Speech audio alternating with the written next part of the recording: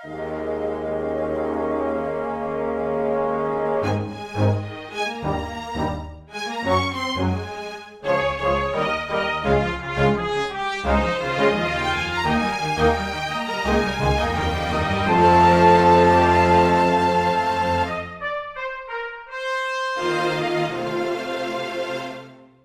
everyone, and welcome to Weekly Manga Recap. It is June the 7th of 2023, and I am Nick, and that is Quinn, and we are the hosts of the podcast. I didn't think of a cool, I don't have a cool tag team name. We need something that's referential, and will ultimately sound cringy.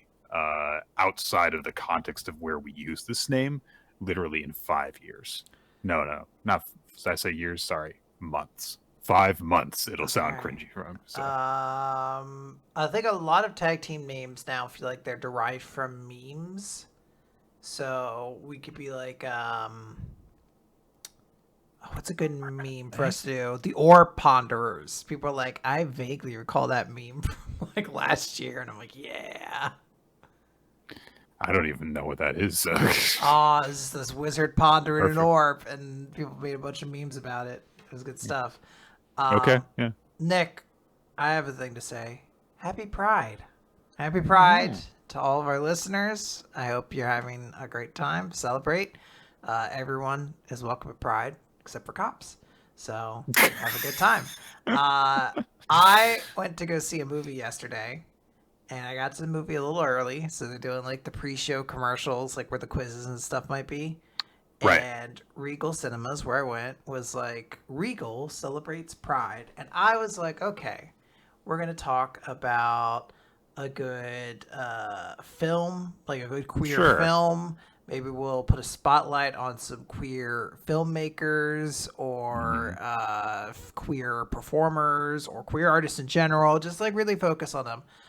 Instead, it was two, I presume TikTokers, social influencers who I presume are gay. I don't know who they are, queer. And they were like, we at Regal Cinemas would like to celebrate a new queer horror icon. That's right, Megan from the movie Megan, because she has such RuPaul Drag Race energy, sachet murder dance. And I was just like, all right, this is what we're doing for Pride Month. Admittedly, celebrating the robot from Megan for having a real sleigh dance for serving cunt before she kills people. Admittedly, I can think of worse queer icons from recent movies. So. Now, but I mean, like, look, if you're gonna do queer horror icons, do a real one like the Babadook, who. Celebrate the Babadook. They don't get enough love. They seem lonely. They get too much love. Oh, wow. Okay. I've always thought... I have never seen that movie. I'm sure that it's, like, great, because people who like horrors like it. I don't like horrors, so I've never bothered to try and check it out. Every single image that I've seen of the Babadook makes it look like the silliest thing in the world. It's not the most intimidating thing. I assume it's scary when you see it like out of nowhere or something like that.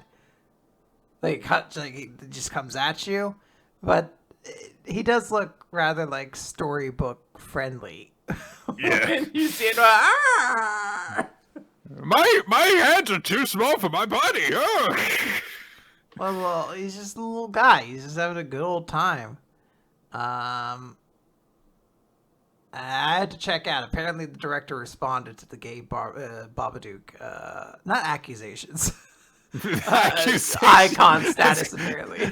It's a very different context. Yeah. No, I really got a big enjoyment out of being like really saying myself for like a highlight of like queer cinema and filmmaking. And they were just like, Look at that Megan robot. She's fucking twerking it up and down before she kills people. Yes, queen. And I was like, I can't say this is homophobic, but this feels a little homophobic. I'm not going to lie. I guess they're like, nobody will be angry at this. Like, there's going to be some people who are just very angry or celebrate Pride in general. But I guess, I guess there are some fringe cases who are going to be like, don't push this down my throat. Everyone's like, I guess they're just talking about that gay robot. It's fine. Megan is clearly not gay. Megan is clearly asexual, which is not queer at all. Whoa. I can't say that. It's like, that's inaccurate, though. And again, happy Pride to everybody. Yes, absolutely. Especially the asexuals listening. Especially you. Yeah, because that is absolutely a thing that does not get included as much when people think of that. So, all right, Nick, let's talk about manga. Guys, we do have manga to talk about today. And it's going to be a bit of a weird week given some of the series that we are including and not including. Or like it's up to us. Series that had and did not have chapters that we normally cover. So I guess we'll just get into it. My Hero Academia is going to be first up. It's chapter 390, Shoto Todoroki Rising. Which, I mean, he doesn't actually rise, he more goes horizontal direction in this chapter. Covers lots of distance. Mm-hmm. We saw Todoroki with the ice jet that was surrounding Ida.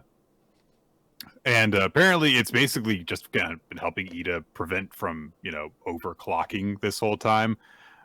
And he reaches his limit at the very beginning of this chapter. His mufflers are, exploding off of his legs. The pipes just blown open. And he tells Todoroki that, I've reached my limit. I can't go any further from here. So Todoroki's like, it's all right. I got it from here. Uses a flash fire fist technique, phosphor, to blast himself basically the rest of the distance to get there. And there's people who react to this being like, holy shit, they went fast. Because they did. Yes. They went supersonic. Yes, but not that supersonic.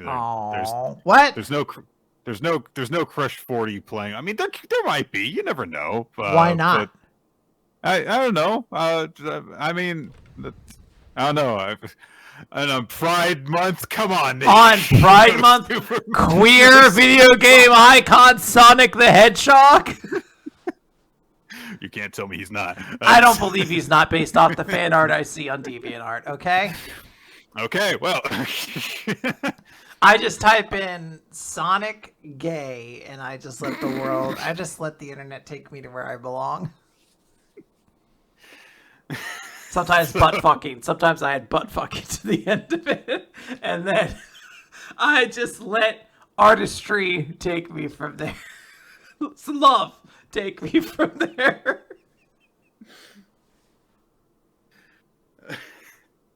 It's not porn if it's art, right? Yeah. If there's love in there, no, then it's beautiful. Sonic butt fucking love. Enough. Sonic anal sex. That's not what I searched for. I guess it is. I typed Quinn, your glasses are going to be too reflective for us to include this part in the stream. I typed butt fucking, and I was like, anal porn. That's not what I was searching for. Woo! Carry on. All right. So the ice jet thing, we are told, helped to reduce drag. Sure. I don't know enough about aerodynamics to know if that would actually work or not. Oh, fuck. To the cop guy that All Might knows, I'm so sick of this guy. He just shows up to just kind of be around. And he gets very emotional about this very briefly as he's helping to narrate what's happening. And Ida stumbles and he falls while Todoroki continues to go forward. He kind of tucks and rolls and then gets back up on his feet and keeps on running in order to make it the rest of the way there. And as runs off. He gives him some last words of encouragement, like, "Hey, I'm becoming who I want to be thanks to you. So you do the same thing." Essentially, and as Shoto is running, he has this kind of like mental letter to his mother, which might actually be something he's written to her. I know he was keeping up. He started writing letters to her at a certain point in the story, we were told. And he says to her that I've been trying to, speak up and get to know my classmates better. And because of that, I kind of get in some conflicts and sometimes, we butt heads. But because of that, I know who they are better. I know how they feel better. And my friends care about more than just themselves. They get mad and they shed tears for the sake of others. And that's how I want to be too. And it's not easy, but I'm trying. And he gets to where the rest of the Todoroki family are surrounding Dabi, trying to keep him from blowing the fuck up and incinerating everything for miles around. And he rushes in straight towards Dabi. And as this happens, Dabi thinks to himself, my origin is Toya and Dabi. If it was so simple a thing, if only we'd butted heads like this sooner. There are still arguments I want to have and things I still want to say. And or maybe Shoto's thinking this. I don't know. Toya's face is in part of it, and then it's Shoto. Shoto unleashes a big, huge ice thing, Great Glacial Ager, which the effects of it go out for miles. Like it hits with the news chopper that is covering stuff and a bunch of like the shelters. The little kids that were watching Mr. Five Wieners on their tablet. You can't say it like that. Mr. Five Wieners on their tablet. Yep. And they get to see it too. They get to see Shoto be a cool hero guy. And in the aftermath, as the dust clears, all the Todoroki family are really beat the fuck up. And Shoto, finally gets a moment to say, like, our whole family's here, Jesus. Well, but it's probably good that it was, because I don't think that alone would have been enough to stop this. And he is standing triumphant over Dabi, who is a barely there skeleton boy who does not have eyes anymore, and one of his arms is gone. So he's had a rough time. He's really, really burnt up. He looks like he should not be alive, given how little of his face is left. Toya has fully collapsed, and he's just really, really upset. Of course, he's like, "You guys all suck. I hope you all die." So they're like, "Well, what do we do now?" And Endeavor crawls towards Toya, and he says, "I'm sorry. I'm sorry that I never made it to Sekoto Peak." And Toya just goes, "I hate you all. You all suck, Dad. You blow." And Endeavor's like, "Yeah, that's it. Keep it up." And he's like, "No, fuck you. I want to kill everyone. Fuck you." Yeah, so lots of emotions. Oh, next chapter is just like a straight up like the 15 chapters of roasting Endeavor. Everyone's like, "You suck. You suck. This is in a large part your fault. So many deaths could have happened because of you." Oh, you finally managed to be a good dad. Let's give Endeavor a hand. Get it? Because you lost a hand. You fucking loser. He's like, "Fuyumi." Yeah, good luck raising your kids well when you only got one hand, Dad. Yeah. Good, one less hand to be an abusive father with. He's like, all right, guys. I feel like it's unfair if you hire fucking Jeff Ross to write your material for you. Also, I never physically abused my kids. Yes, you did. Okay, I did, but last little bit of the chapter is Toga seemingly having realized that what has happened, which kind of makes sense, even if she doesn't have like some sort of connection to Toya, because there was a massive fireball that turned into a massive ice cloud thing off in the distance, and she is kind of reacting to this while the fight is still unfolding around her, and Uraraka is trying to reach her. Looks like she's it took me a minute, but I guess she's like pinned down under like a pile of Twice clothes. Bunch of Twice is holding her back. Yeah. Well, Yep. There we go, Nick. We're finally gonna get I forget both these characters' names. Gravity and Harley Quinn girl fight. I did not say that because I don't believe it. Yes. Okay. You still I'll believe we'll get a chapter of them that's focusing on them when we actually get a chapter focusing on them. Okay. This has been a fight that has been holding. That would be great if, like, next chapter, all the Twice goods got eliminated by, like, I don't know, fucking Sugar Rush or whatever, and then Harley Quinn girl just gets punched off screen. Like, some boxer dude just shows up like, boom! I did it, everybody! I'm the best! Me, a man! Me! About time a male hero got some focus. Oh, no. I look forward to seeing what comes of this, if anything. Something will happen, I'm sure. It's a fine chapter. I should note, I'm going to preface, this is a great week of manga. Oh yes. I think especially as we go along, it's gonna be hard not to be like, this is an amazing chapter, this is an amazing chapter, but this is a really good chapter. I don't think it wins anything for me at the end of the week, but it's a good chapter. So it's a poorly timed one because it has this big, huge climax to this struggle to beat. I guess defeat Dabi is the word for it, because it wasn't necessarily about beating him; it was about also trying to save him potentially. And that's happened. This is a thing that has been, a major focus for for the secondary cast of My Hero Academia for several years now.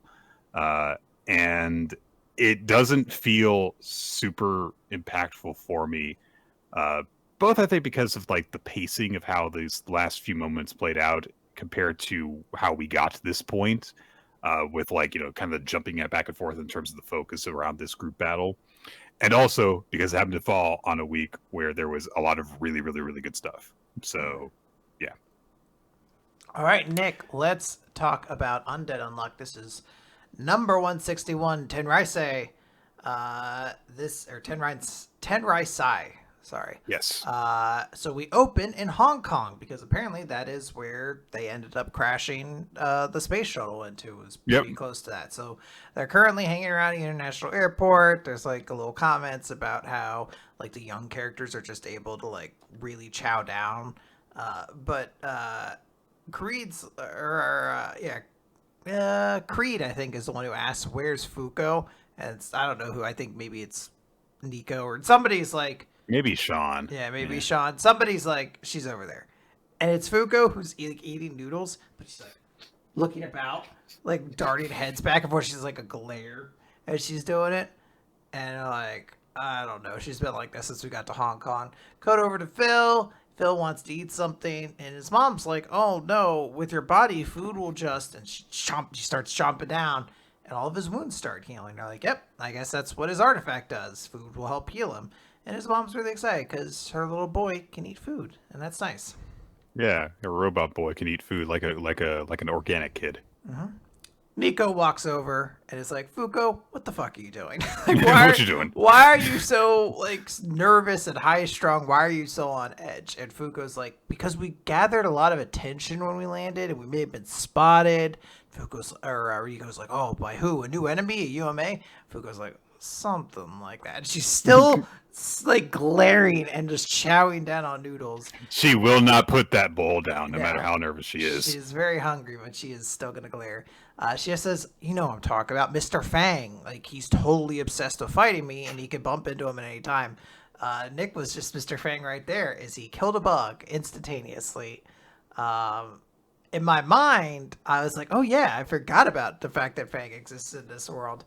But Nico's like, I don't get it. Can't you just beat him like you did before? And Fuko's like, yeah. So like he's already kind of like the strongest around when it comes to like physical prowess and technique. But we also jumped forward in time like 20 years. So he's only gotten stronger. It's a good point, and I completely forgot that would make sense. Like, yeah, because they jumped forward, even people that they met before the time skip, are going to be different as a result of that. Yeah. It's a nice way of putting like, no, he's had 20 years to train, so He's just been getting better in that time. So Fuko even notes like he may be able to counter my ability, but if it happens, I will fight him. I'd rather if I didn't have to fight him. But then somebody with bandaged fists wearing like a cloak walks up to Fuko and immediately starts like going into like a combat thing. There's a bunch of exchanges, like the bowl gets knocked up into the air. Unfortunately, it shatters. Fuko doesn't manage to grab it and continue eating like a Jackie Chan movie. It just falls and breaks. But Fuko does reveal a new technique, bad arts, where she covers her arms in her hair to box with and uses bad blade where some of her excess hair like hangs off to the side and stretches out, I guess like a blade would. I don't believe it's sharp. Well, the thing is, I don't believe it's supposed to be sharp. It's just supposed to be her hair. Okay, I see your point. Yes. Yeah. Maybe she has really great hair gel in there, and that's what's like keeping it like stricken out to the side. But it looks like just a little bit manages to touch this person, and they slip on the shattered bowl of noodles, and Fuko gets the upper hand. She's like, "Sorry, you may not agree with it, but bad luck is a part of skill too." And I forgot how fucking cool Fuko is when she's doing martial arts. She looks so goddamn cool right here. Everyone in Union's like, wow, our boss fucking rules so much.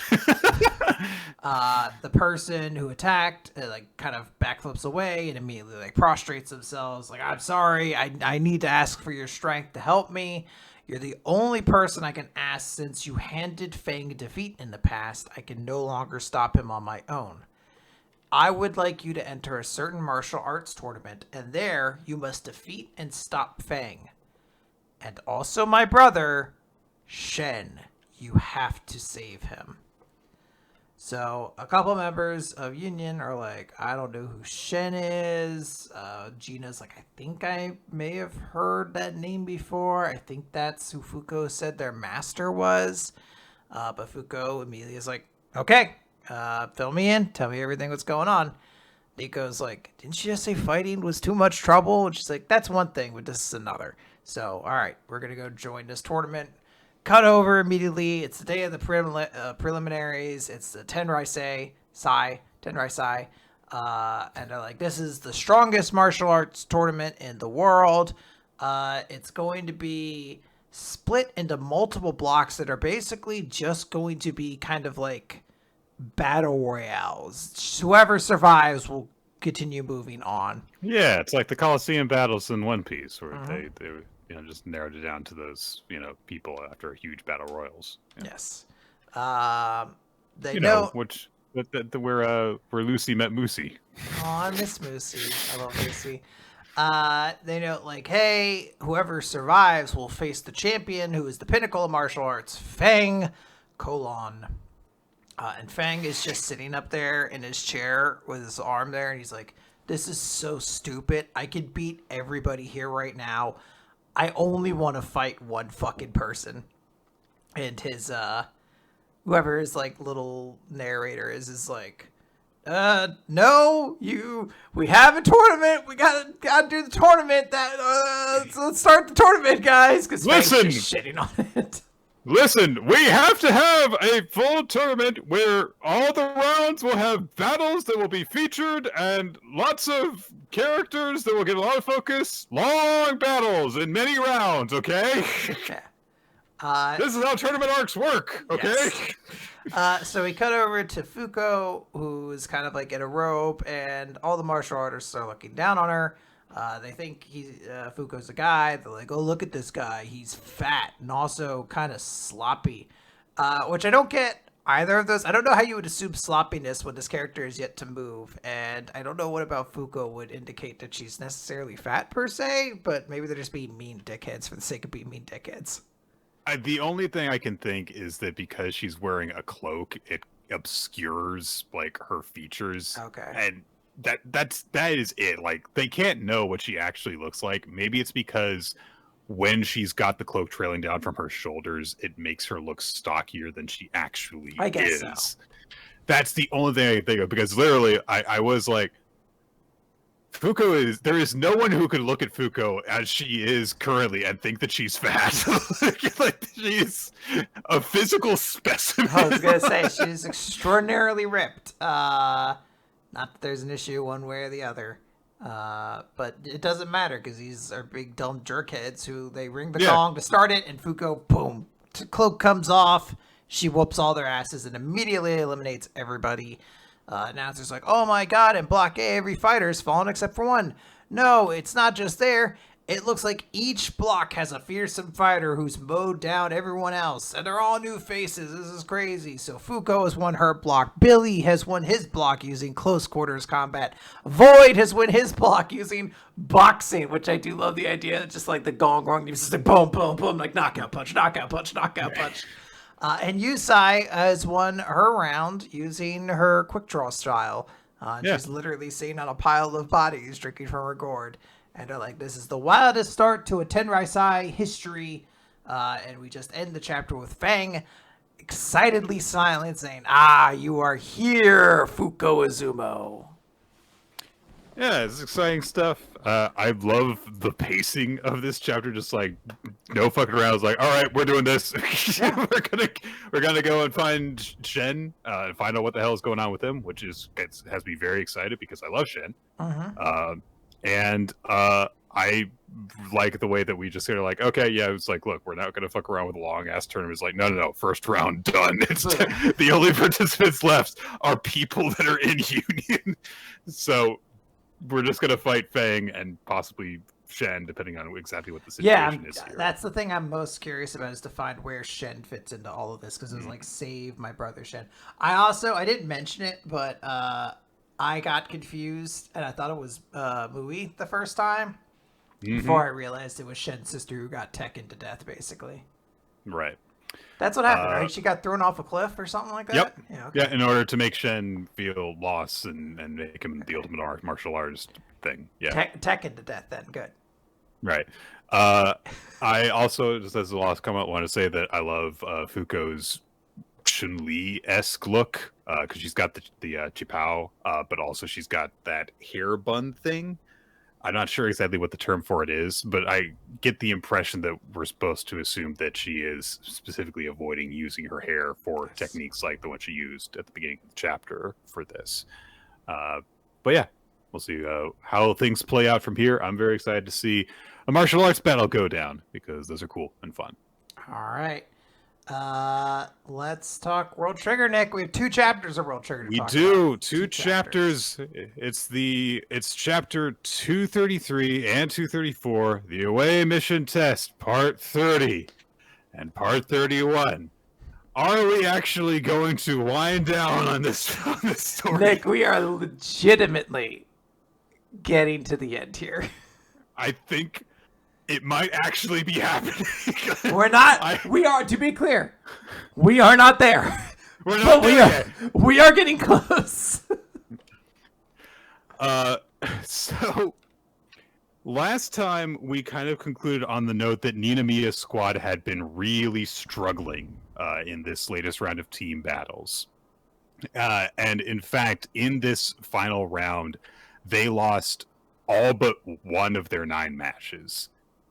And Chika is really, well, not lost all but one, only won, and the rest were losses or draws. So they really were struggling.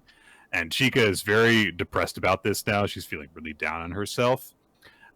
And so they're like, why the hell did specifically, Emma is like, why the hell did they all come after Amatori so hard like this? And Asuma's also thinking about it as well. Like, this is crazy that everyone focused on this so much.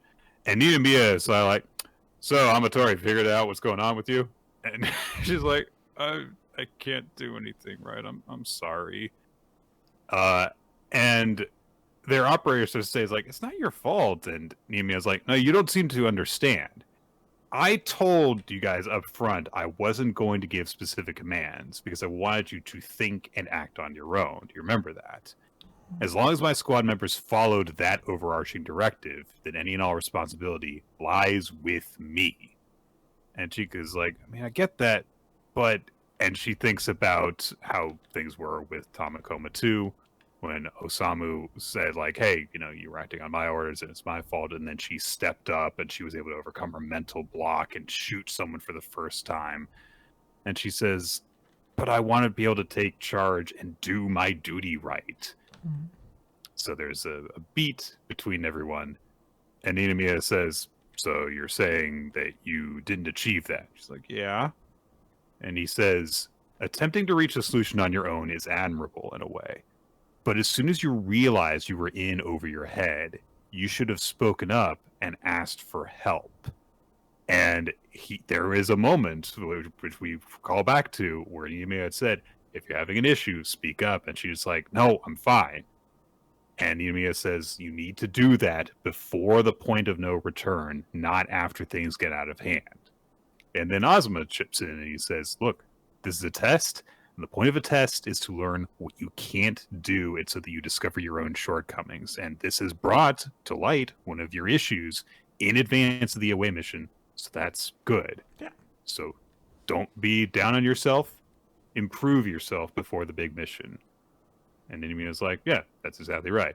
And User's like, you should have told me that earlier. Fuck you guys. You made her upset. I hate you.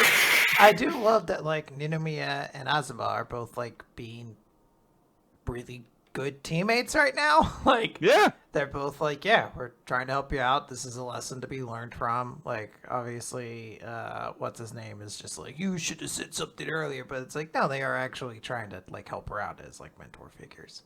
See, yeah. Nick, Ninomiya isn't a super dickhole after all. I mean, it definitely I really like the way that this has recontextualized his hands-off attitude on things. And the fact that we had that moment there where he's like, hey, do you want to say something? He was giving her that out, and she didn't take it because she needed to succeed on her own, which, given the stuff that she has been through, makes sense. She feels that pressure and she feels like she's got to stand on her own, and she's not doing it. It's, a really horrible catch-22 to put yourself in, but she's a kid. She's like 11 or something like that, so. Chica? She's 18. Yeah. If she's not. Yes, she is. Chika? Yes. She's, like, older than Osamu. Chika Amatori. Yes. Hold on. Chika or there's no way this is correct. Age. I'm almost positive she's 17 years old. Is she? Well, hold on. Now I'm getting different answers. Wikipedia said it was one thing, and now the World Trigger Wiki is saying she's 14. She's middle school? I could have sworn to God she was 18. Replica Rag just fucking with me and saying she's in her 20s. she's 57, guys. I thought she was older than everybody else, and it was just like kind of the joke that she was smaller. No, there's no way. Okay. I'm sorry. I guess I was wrong. You can't be mean to me, Nick. It's Pride Month. You bigot. Chica's 18.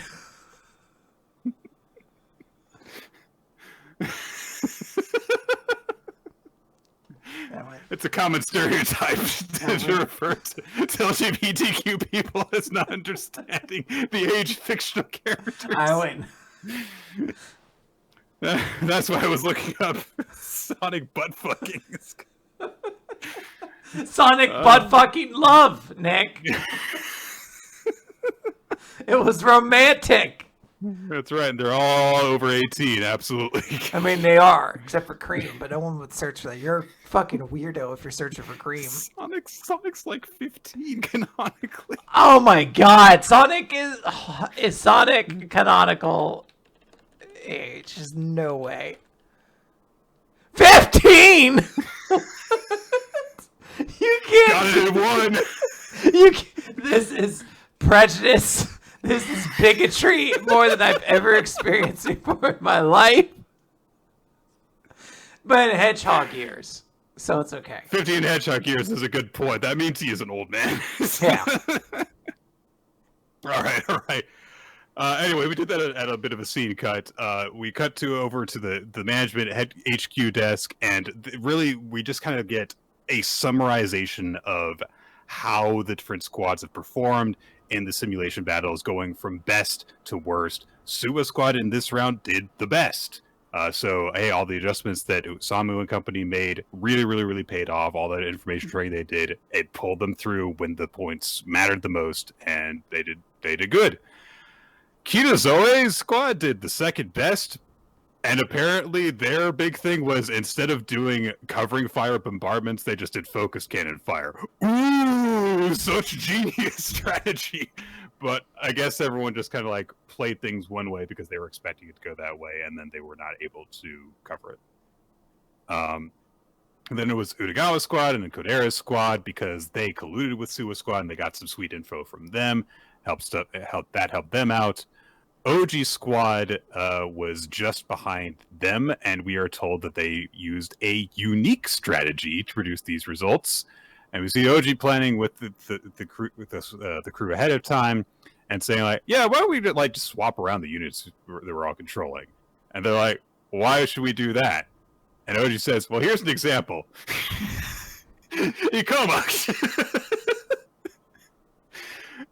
You're going to let's say that you're going to using whirlwind too much. Our rivals might catch on and start to predict their moves. And then when his own avatars get ganked, he doesn't really care much, so long as they just die in a funny way. That's really the attitude you need to take. And he comes acting like he's being like, oh, you're very pointed but accurate criticisms of mine. So he says, like, Ikoma, instead, you're going to control Obishima's units because you don't want Obishima's cute units dying, do you? He's like, oh! So stupid. The strategy works. Yep. So the only person apparently who did not like have their unit switched around was Suji because OG just says like, you're the cornerstone of our defense. You're the only one who can actually play your units the way that you do. And Suji's like, oh, thank you. So, yep. So it was, a really weird way of switching up their strategy, essentially. Then we're told that it was Kuruma's squad, and then Kakizaki's squad, and then Murakami in 8th place. They kind of expressed disappointment in this, saying like, oh, it felt like, Murakami's squad should have like improved over time. And then they say like, okay, let's talk about Mizukami's squad because they only got 9th after doing so well prior to this point. And we get in the next chapter a big breakdown from Mizukami where he basically just lays out their strategy, which is like, look, guys, we don't need to win the sim battles because we've got a huge lead in that regard. All I want us to do is make sure that we win at least 2 or 3 of these particular matchups that we have. And then just kind of take it easy on the rest of it and make sure that we focus on the written scores because we've got a huge lead in this regard. The only way we could possibly actually lose at this point is if one of the teams that is close to us sweeps and kills everything. If all these lower down teams do well and drag them down, then we're good. And we're just going to focus on these delegated assignments instead. And so they did that. And it was like, all right, cool. So they only got like 10th place, but that was they won the matches that they wanted to win, and they got exactly what Mizukami was aiming for. So there you go. Good job. Also, he sent lower ranked teams information of the top performers in order to screw them over, which makes sense. So, so then they talk about like, okay, let's talk about Ninamiya's squad because they really didn't seem to. They also didn't do well, and so they talk about that, and they're like, yeah, so Ninamiya and Nazuma were just talking about that, and how if trouble springs up on an away mission, it's going to be really bad for someone who is the type to just take on matters on their own and is not up to it. So they didn't perform very well, but, there was some stuff done. And then there's fucking Wakamura squad. These fucking so losers. Sad. They're like these fucking dork loser super dorks. They also only got 1 win in the final round. It was against Mizukami's squad, who, as has been stated, were not trying to win that matchup. And so they're like, yeah, I mean, what about the whole thing where Hughes was going to try and, take over stuff? He only got 1 win and 3 draws. And they're like, he's been acting really docile. So what's this? Was he just been making light of everything? And, oh gosh, I forget his name all of a sudden. He's Jin, right? Yes. Yeah, Jin says, I think that what he was actually trying to do was not like steal the spotlight and muscle Wakamura out of a leadership position. Because if he had come in like, I'm gonna take over because you suck, then that would have been, giving us the excuse to kick him off the mission roster and bench him. So then they kind of look around, and one of the directors says, like, did you anticipate that when you made Wakamura captain? And Shinoda says, no. We've got the future of the organization in mind. Making Wakamura a provisional captain. It's very amusing. Like, they were like, no, we really saw everything in this guy. He rules so hard. Yeah, Kito is just the shade because like, well, I hope that he rises to your expectations. It's like the very unspoken, because he hasn't been meeting them so far. He's been kind of slumming it so far, but just you wait. Any day now, he's gonna turn this all around. So yeah, we established that Utagawa's squad overall is actually in the lead at this point. Ninomiya's squad is in second place, and Sua's squad chilling in fourth place. Wakamura dead fucking last. So, and they say like, yeah, when you compare the grand total across all these days, it presents a very different picture than we were seeing up to this point. So now we get on to getting past the sim battles. It's sealed environment phase, day 4. And Sua Squad's having a conversation as they get a new assignment in. We don't get to see what it is this time, and we see everyone just reacting to it. And we are left on the note of Murakami going, "The heck is this?" So that's it. So, yay! We moved forward. We got past a section of this test. We are now done to battle sims. We are wrapping that up. But there is definitely like the frustration of being like, can you not just tell us what the twist is? Like, to now go another month, hopefully just a month before it's like, okay, this is why they were like, what the heck? This is crazy or whatever. So we shall see. Yep. Oh my God, Nick, what if they're like, one more day of battle sims? This is only round 1 of the away test, isn't it? Is there another They're supposed to have more after this sealed environment phase, yes. Okay, all right. Jesus. I'm super excited for it. All right, hold on. I actually have to open up. We gotta get it on our phones. Yeah. I'm loading up now, guys. Just wait. Guys, it's Eden Zero time. Yeah, who could forget? Eden Zero, chapter 242, Mueller's Trap.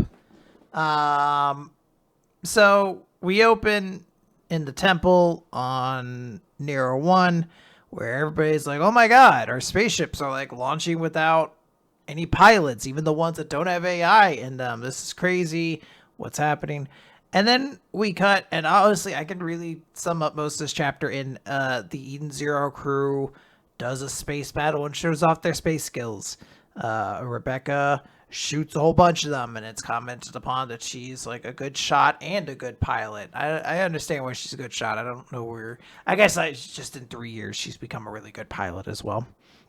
Weiss is able to activate like an auto. But Quinn, she's got all this power from her time in the previous loop, but her body can't handle her piloting skills. So yeah, that's the twist. She'll have to go take a bath to let her body adjust to it. Weiss is able to activate like auto aiming.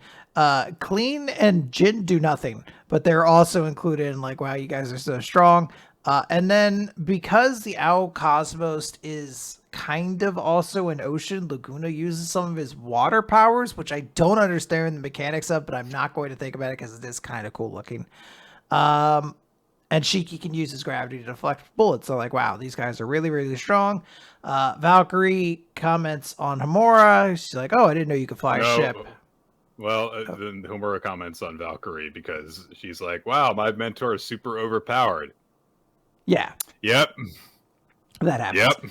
But Valkyrie comments on Homura saying like, oh, I didn't know you could pilot spaceships. And she's like, Not really. I'm actually a really bad pilot, but the ship that I fly won't be built for another 3 years. So right now I just basically fly a plane with a big long knife at the end of it, and I just try to drag it through ships.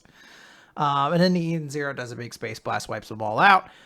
The main thing that's supposed to come out of this is that Shiki's like, all right, we're going to go land. But they're like, oh, well, we can't leave the Eden Zero defenseless. So Shiki's like, okay, I'll just go. And Shura's like, well, I'm coming with you. So it's just going to be Shiki and Shura heading down on this mission.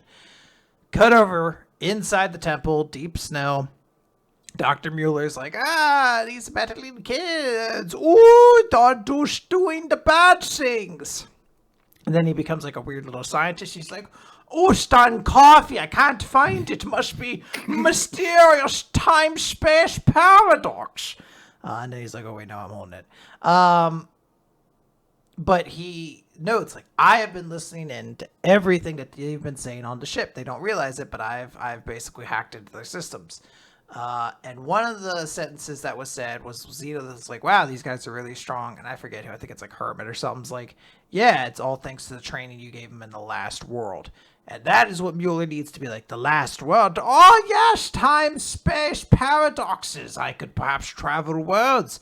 All I have is a gravity power. I have the antimatter bombs. There's just mysterious ether component I don't know about. And then he's like, it's her. It's her. And he looks at Rebecca and he realizes it's St. Fire Nox's daughter. It's her ether. He's like, yes, I need her, basically. And then I will have the ability to rule over time and to travel the universes. Everything will be mine. So he hacks into Rebecca's ship in particular, has a little voice modulator on to mimic Shiki's voice. It is like, hey, you're going to join the mission too, but I'm going to have you take a secret path. So meet me there. The chapter says Rebecca being like, okie dokie. Yeah.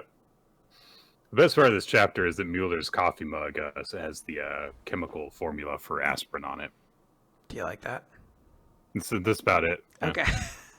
I don't hate this chat. It's just, it's a giant space battle, which isn't particularly interesting. Yeah. Like, it's really hard to capture exciting space battles when Hero's already not super great at creating compelling action scenes.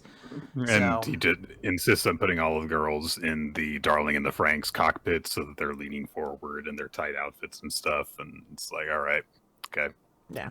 Here we go. I don't want to. I have very little to say, so I think it's fine to move on. It was a space battle chapter. It was a space battle chapter. Mueller figuring out like, oh, they're looping through time, and I want to do that. It's like, all right, well, at least something's happening.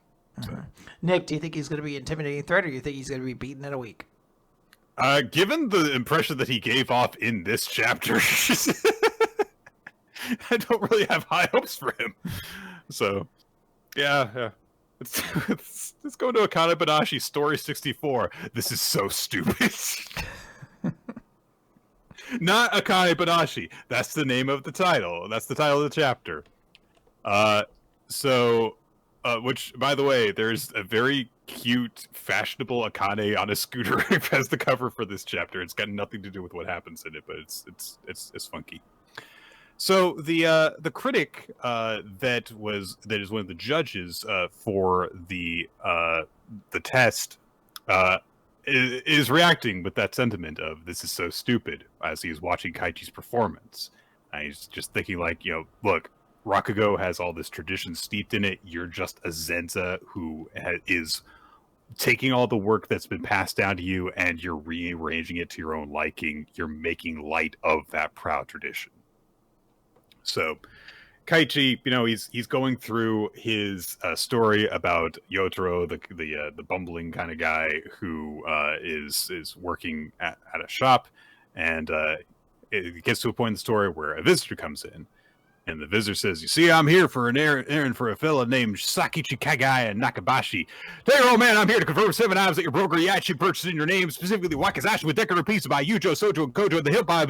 He goes into this long thing in a Kansai accent, and there's just this sudden shocked silence from the audience after he's gone through this, as he's going through all this stuff. It's like, and you see the thing here about this thing is that it's not actually the thing that he says it was made of. It's made of something much cheaper, and it's just that kind of thing. And everyone's just sitting there in stunned silence. A Rakugoka. No. Okay. My knees would get still. You're like, I was gonna say, I was like, the sitting is honestly the only thing stopping me. I don't really want to sit on my knees that long. No. And so one of the other judges that is sitting at the panel thinks to himself, that he just launched into is the real draw of this story. And as it goes in, like, there's a chance for Kaichi to repeat it because, like, the someone else in the shop comes in and the merchant's repeating it, and there's this explanation that so there's this long esoteric message, and it's in thick Kansai dialect, and he has to say it several times, and the message is kind of hard to decipher, but really it just boils down to it's business talk. And since Kaichi is a talented businessman and he's the one delivering the speech, it's this deadly weapon. He just goes at it like it's a business discussion. And we have this little shifting collage of Kaichi going through the emotions of this guy who's, like, interacting with different times. And to see, the thing about this one is it's also a piece of shit. That kind of thing. And we cut from that into a flashback from Kaichi's perspective of when he was working as a salesman and how he started to lose enthusiasm for it because instead of matching what the customer needed and wanted, he would have to push products that he knew were not actually up to snuff because they needed to hit certain quotas. And so it made him feel, hollow inside as a result of doing that. This is why I can't be a salesman, by the way. Is that, like, someone starts to buy something, it's like, so is this really good? I'm like, no. Yeah, I mean, that's the thing. Is like I had a little bit of that when I worked at Fuzzy Wall. Was just like you'd run into situations where somebody would be like, "What's this product like?" I'm like, not that great. It's shit. Yeah. I would spend $20 more and just get a real version or whatever. Yeah. That's why they say the best salespeople are those who believe in their product. So, because you don't have to do that. So, and although he was successful and he was like, he was always being told, like, "Oh my God, you made the sale, Kaichi! Great job!" Actually, his name wasn't Kaichi at the time, importantly. But he just says, the fact that I was getting praised for lying just made me feel even worse about it. And I just wanted to have a product that I could sell to a customer that I could say with all my heart, this is the best. And then he got some tickets from his boss, which was like, "Oh yeah, my business partner got these, but had to back out. So here, you take them." And he went to go see Isho Arakawa perform. And he says, "I had an encounter with a product that was worth betting my life on." And seemingly straight away after going to see the show, Kaichi went to Isho Arakawa, who was like, "Oh, so you want to please the audience before you? Everyone knocks on my door hoping to do the same, and most of them give up and quit. Making others laugh can mean leading a life without laughter for yourself." Which is a depressing sentiment, but I've heard that, yes. But he says, "Are you determined to survive and not let that break your spirit?" Kaichi, no hesitation, "I am." And so Isho says, "To put good outcomes first and foremost, I give you the stage name of Kaichi, the kanji for joyous and one. If you do anything to betray this moniker, I will expel you. Live up to your name, Kaichi Arakawa. Be a comedian." I love Tenor Alive's like, "Is that how it feels for you, Quint?" That was definitely a point in my life where I was like, I'm only supposed to make others laugh. I'm not supposed to really enjoy my life. That's insane things. It's all about the craft. Yeah, I do love this, like, very serious conversation about, like, you shall be a comedian called Yuckles McCarthy or whatever. It's just I guess it's like kind of like a silly name. Like, that's the thing. Like, it's like a stage name, so it's a little silly. Oh man. And now Kaichi is performing and he is thriving because he realizes, like, all this enjoyment that my audience is feeling, the smiles, the laughter, it's all, like, legitimate. I actually earned this, and it's getting my blood pumping. This is the best.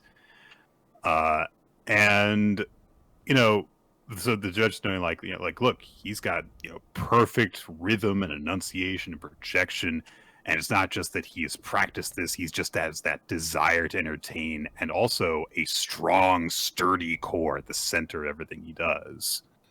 And the journalist, meanwhile, the critic, is watching all this thing, like, look, just because he's being earnest while he's doing this, it doesn't mean that he's not spoiling the work of those that came before him.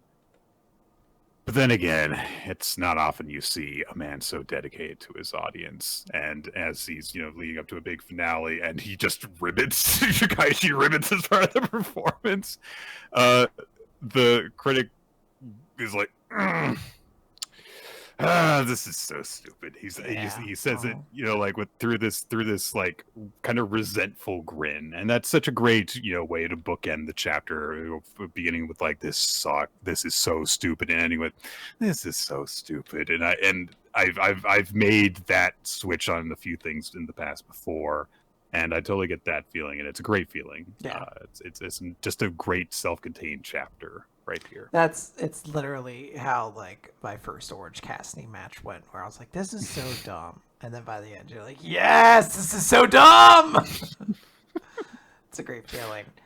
Really, really good chapter. I mean, this is I guess maybe before, like, I'm more interested in Kaichi than any one of Akane's other like rivals, and this chapter really kind of goes to show why. I guess because he has a much more sort of like interesting philosophy and backstory, I think, than quite a few of our other rivals have. And he looked really, really cool in this chapter, just so silly and goofy. And I do love the turnabout of the stuffy critic going from like, oh, this is so dumb, just be like, all right, this is pretty dumb, but it's fun. I think I might be having a little bit of a good time. It's great. Yeah. All right. And let's talk about Blue Box Nothing happened now. in it. We could just skip it. Nothing happened at all of relevance. Nothing important happened. Next week, maybe they'll do something funny. They'll go play Batman. Chapter 103. I need to tell you something. Oh? The chapter. Yeah, okay, that's the chapter title. Yeah, it's the chapter title. Yeah, it's okay. So we begin with Chinatsu and her family, where we left off, where they were going out to the frozen lake to do some like ice fishing. There's just kind of a quiet, cute little moment where they're trying to ice fish, and they're like, "We're not getting any bites. Nothing's happening." So they kind of give up, and are like, "All right, well, I guess if we're not getting anything, oh well." And then also on top of that, it's starting to snow, and so they're like, "All right, well, we should get going and get back to the house." Taiki is racing to try and get there, so he can see Chinatsu. He literally is like, "Oh no, the next bus is until 30 minutes," and then he just starts runs instead. Yep, starts hoofing it through the snow. Has a point where he stops to tug the scarf off and catch his breath. Chinatsu and family have gotten in the car, and they're leaving Konami Lake. And Taiki didn't get there in time. And Chinatsu gets a call from Taiki on her phone. Because, god damn it, sometimes characters in rom-coms need to remember, we have cell phones! We can communicate over long distances! We have the ability to talk to one another to avoid misunderstandings. And Taiki just calls her up, and when she answers, he's just like, "Where are you right now?" And she's like, "What? I just got dropped off near Konami Lake. So if you're still there," and Chinatsu immediately leans up towards her grandpa who's driving and says, "Stop the car. I gotta do something. I gotta go back." And she gets out of the car, and she says to Taiki over the phone, "I'm still here. I'll wait for you at the lake. I'll be waiting." And she rushes back, and they end the call. And as like we followed Chinatsu for a moment as like this is like kind of a desperate thing for her. Like she really wants to see Taiki as well, and she rushes back. Taiki rushes back as well. Like, boy, those shoes can't be built for running through the snow like that. That's not good. He gets to the lake. He's huffing and puffing. He's out of breath. Blood's rushed to his face. But he gets to the path to the lake, and Chinatsu has wandered out and is standing on the lake, looking around for him. And she turns and sees him, and he rushes towards her, and he slips as he's like getting down off the dock, and kind of stumbles, and she grabs him like as they both kind of like kneel down in the snow on top of the ice, and there's a brief pause, and Shinata says, "What are you doing here?" And Taiki just says, "I need to tell you something." The pause. They stare at each other, and both it's just blushing. They're just like, oh. And finally, Taiki says, "I like you. I like you a lot, Junatsu Senpai." And that's our chapter. It happened. Hey, You got the feelings out. they did it. They're very good.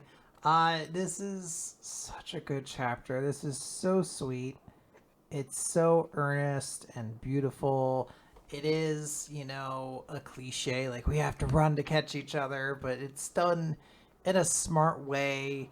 It just feels dramatic and exhilarating in the ways you absolutely want this moment to be. I love the vibe of this like cold, very early morning kind of moment.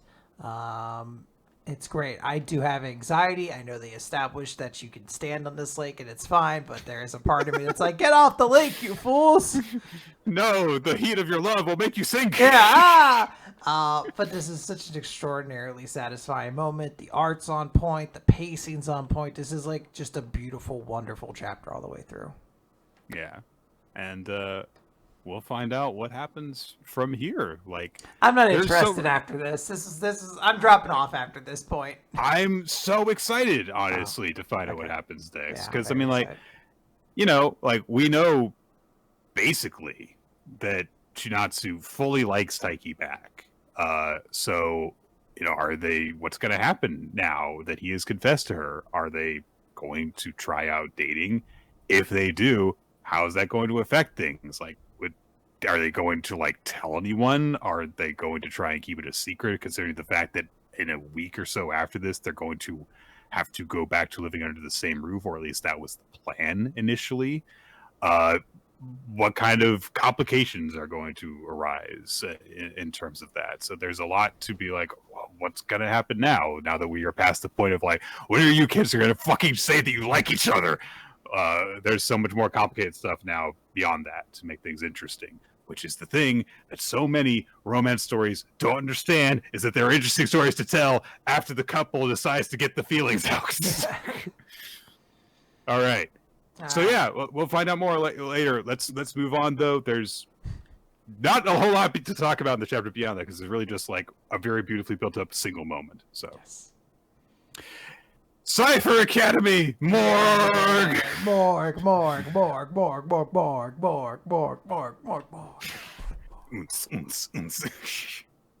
Guys, it's chapter 26 of Cipher Academy. The early bird gets the coat. That one's almost tame in comparison to most of the ones we did. I'm like, yeah, no, at this point, the early bird gets the coat. I get it. Yeah, sure. It's time for a grade-wide code battle. I want in for a code, in for a war, in for a code, or something like that. Like, just like take a code, leave a code. Something like just put every phrase, just put a code in there somewhere. So it's a bit of a what was it called, a gourmet battle royal or whatever it was from the team Shokugeki, which is there's 5 representatives from each class in each of these rounds, and it's best 3 of 5. So Iroha's team consists of Team Toshusai and Shutan, the bandage girl. Why? We'll explain shortly. So they are going up against Team E, which the only one that we see present is Shitai Kubinashi. There's no other representatives there. As she now has, I don't know if we saw this before, her cane has a fucking giant hook on it. There's a goddamn sickle on it. It's wild. She's auditioning for a Marvel villain at this point. So Iroha says, well, Kubinashi-san, where are your other teammates? And she says, unlike your indiscriminate decoding class, my Class E specializes in undercover operations. My forward has already respectfully infiltrated this hall. And, oh, it's a new question. 2-star difficulty. Where is the infiltrator? Ooh. We see also that their instructors are hanging out in the bleachers, and they're just kind of like, trash talking a little bit. And then we get a flashback to a few days earlier where Iroha was trying to figure out how they should have their team from the class represented. And the way of going about this was to have Ensa draw up a power structure map, which essentially is a relationship map where like there's, different like students together, and it's like, okay, here's circles with kind of like bonds around people. And it's like, okay, there's kind of a cute note, which is that Ensa has like circled her in a row a couple times, like, aw, yeah. They're really cute friends. It's very cute. I did have one point. It's like there's different colored circles, like the stronger lines for factions, but the other lines is for gets along well. And there's one around, I don't remember the person, the bandana character and Anonymity-san. And they're circled under gets along well, but the bandana person is in a group of free agents, and I was like, well, what the fuck is Anonymity-san then? She belongs to a whole other group of like mercenaries. It's like the main team in New Japan. It's just like the faction is just all the good guys who aren't in any other faction. Oh, but is that a faction? Yes, it's what's it called? Hang on, it's oh god, it tended to be associated with the guy. Oh, the name's escaping me at the moment. But yeah, like so generally, like if there was just a good guy, because New Japan has a bunch of like team matches on every show, so that you can have like just a bunch of people included on the card, and they don't have to all get really super tired and beaten up because there's a bunch of them in a single match. So you have to have a lot of faction mates. Yeah. Some people are not explicitly in factions; they're just the general good guys, and the general good guys will just team up with each other, or sometimes with the other good guy members of factions. But like John Moxley, for example, would typically not be a good guy in New Japan. He's a rogue agent, so he would not be included amongst just all the general good guys. So there you go. Anonymity-san is John Moxley in New Japan. Perfect. You know what? That's absolutely all I needed to hear. Anonymity-san is John Moxley, and I get it now. But do you think she's going to join her own Blackpool Combat Club? It's just a bunch of people who have like glasses, and then they take them off, and they're like, "Oh, what's your character now? I don't really understand now that you've stopped doing your gimmick." I'm gonna beat you up. That's my character. I don't know if you needed to bleed in this match. We're going to. Gotta do it. So there's these factions divide up according to this map of things. And so Iroha says, okay, well, we're going to save Yosemura-san and Anonymity-san for later. Basically, like, he's trying to determine, like, a lineup for the first round that they're going to do this. I guess because every single member of the class has to participate, maybe, in this interclass tournament. So his first idea for a lineup is like, okay, we'll have super long name girl be the second, and Botayama be in there, and Nohime and Toshisai, and it's like, yeah, so I'll select like one person from each faction for the first round like this, and then we'll just get everyone involved this way. Toshisai comes in to this meeting, and she snatches up the map. Snatches it up in this weird way, grabbing it. Yeah. No. But so, I'm very distracted from the rest of the conversation because Ensa in the background rolls up the fucking map afterwards with her like hands and sleeve hands. But Iroha says like, hey, under normal circumstances, I would have actually probably gone for this exact lineup. But for this battle, can you switch it out so that it's me with Shutan, Taiyu, and Yuka? And Iroha says, like, I mean, that's going to change literally the entire lineup. And why do you want Shutan, Yutaba involved? She's, as far as I know, not really related to you. And Toshisai just paused for a minute and just says, please.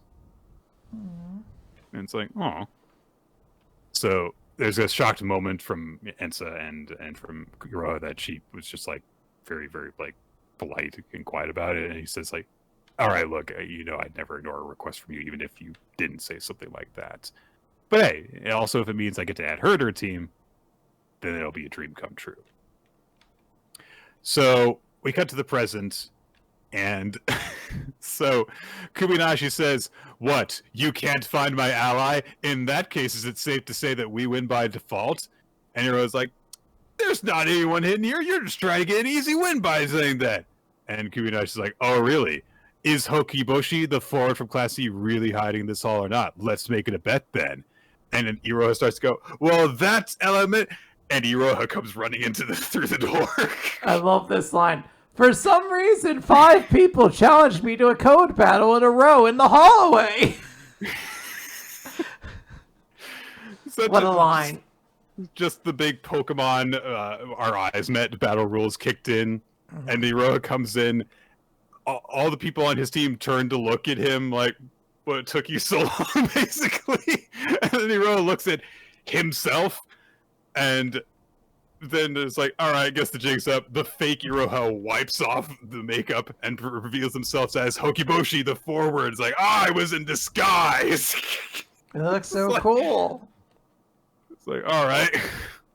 So she's immediately like completely unperturbed that their little gambit didn't work out at all. And it's like, all right, fine. We'll begin the forward battle then. Sit down, Iroha-Zaka-kun. I must caution you against treating me like the 5 who were meant to slow you down. It's like, all right, so we're supposed to just believe you're intimidating because you disguise yourself as Iroha, but you got everything backwards? Like, his hair ornaments were on the wrong side and stuff? Okay. So, Iroha's like, well, fine. Me, the real Iroha-Zaka, will win this. And instead, Taiyu steps forward and is like, yeah, take a rest. This is my specialty.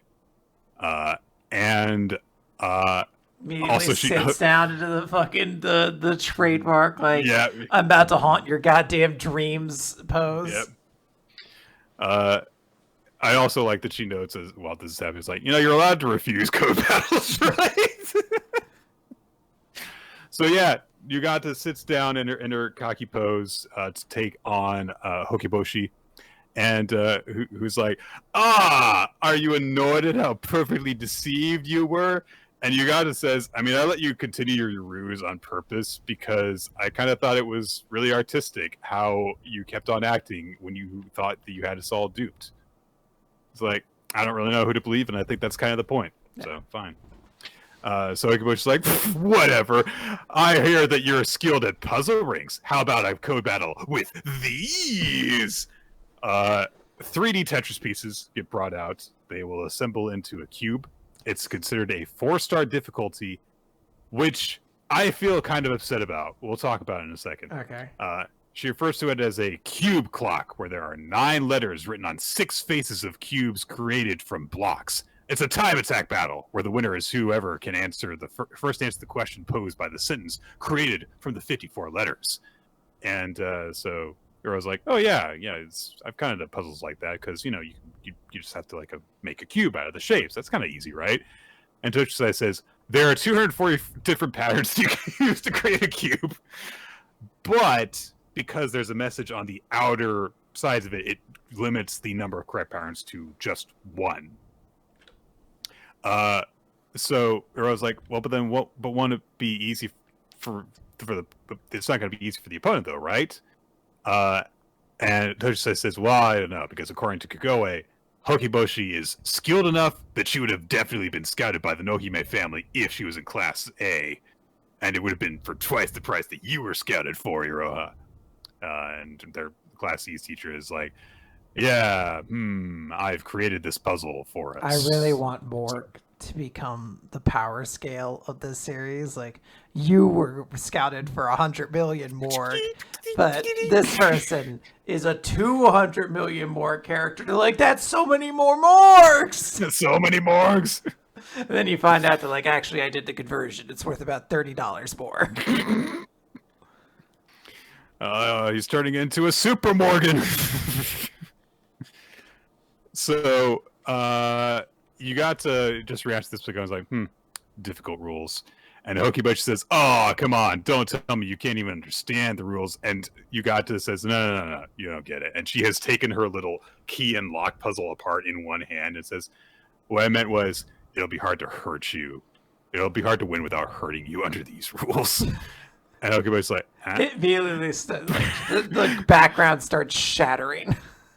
And to be clear, Hokibashi has not put down the cover for the puzzle cubes pieces when she says this, and the screen shatters through her head as she has solved the puzzle, just written it down on a piece of paper and walked away. It's so fucking extra. It's like she just got fucking, her brain exploded. That's how intense this person figured out her puzzle so quickly was. Mind crush. The riddle of the question, if you arrange out the pieces, is indigo and purple are two colors that are in a rainbow, but not on a Rubik's Cube. What is the color that's on a Rubik's Cube, but it's not in a rainbow? And if you go by standard coloring of a six-sided Rubik's Cube, the answer is white. So that's it. And you can... Here's the kicker, though. She didn't put the cube together to solve this. She just looked at the pieces where they lay, didn't touch any of them, and because of where the pieces were lying, she could not have seen more than about half the total letters in order to figure out what the characters were and how they were arranged. I love it. Because Aroha's just like, you showed her half? You showed her half? What are you doing? You're a fucking mad person. And there's a cool badass moment where you guys is like, it's true that I was lying about letting you continue your ruse on purpose. I should have expected no less from Class C. Your mimicry really is something else. Try mimicking me next time, So if you can. cool. It's so motherfucking cool. Look, Kaichi is my character of the week, and it is an extraordinarily cool moment, but this is so fucking badass. I legitimately considered giving it to her instead. It was like a fucking, it's Pride Month. It cuts hair away. We're allowed to be a little vulgar. It's so cool. It's such a cool fucking moment. Yeah. So, and Yugata has a fucking full-on title now, which I don't know if it was actually given to her before, but it's the Trauma Creator. Just Jesus Christ. And I love that she's oblivious to it all. Like, what did I do? Yeah, in her mind, she's gonna leave this and be like, why does she look so angry? And everyone's gonna be like, you fucking destroyed her brain, dude. You keep doing this. Yeah, Yugata's a badass, and I love it. That's just like a very consistent thing. It's just been a really nice thing, like since we first had her matchup with Iroha. It's just like, no, Yugata's fucking scary. This gets constantly brought up. It's just extraordinarily fucking cool. Quinn, new Exorcist. Wow. Already? Is it my birthday? Oh, it's because it's Pride Month. It's a Pride Month gift from Weekly Show to Jump to Me. More sexorcism. But it's a new sexorcism. It's a whole new sexorcism. Yeah. It's a whole new sexorcism that we're living through. New sexorcist. I thought you were doing Aladdin at first. And I was like, that's not the beat. And then it was like, oh, okay. Pokemon Johto, Nick. It's a classic. But now, new sexorcist.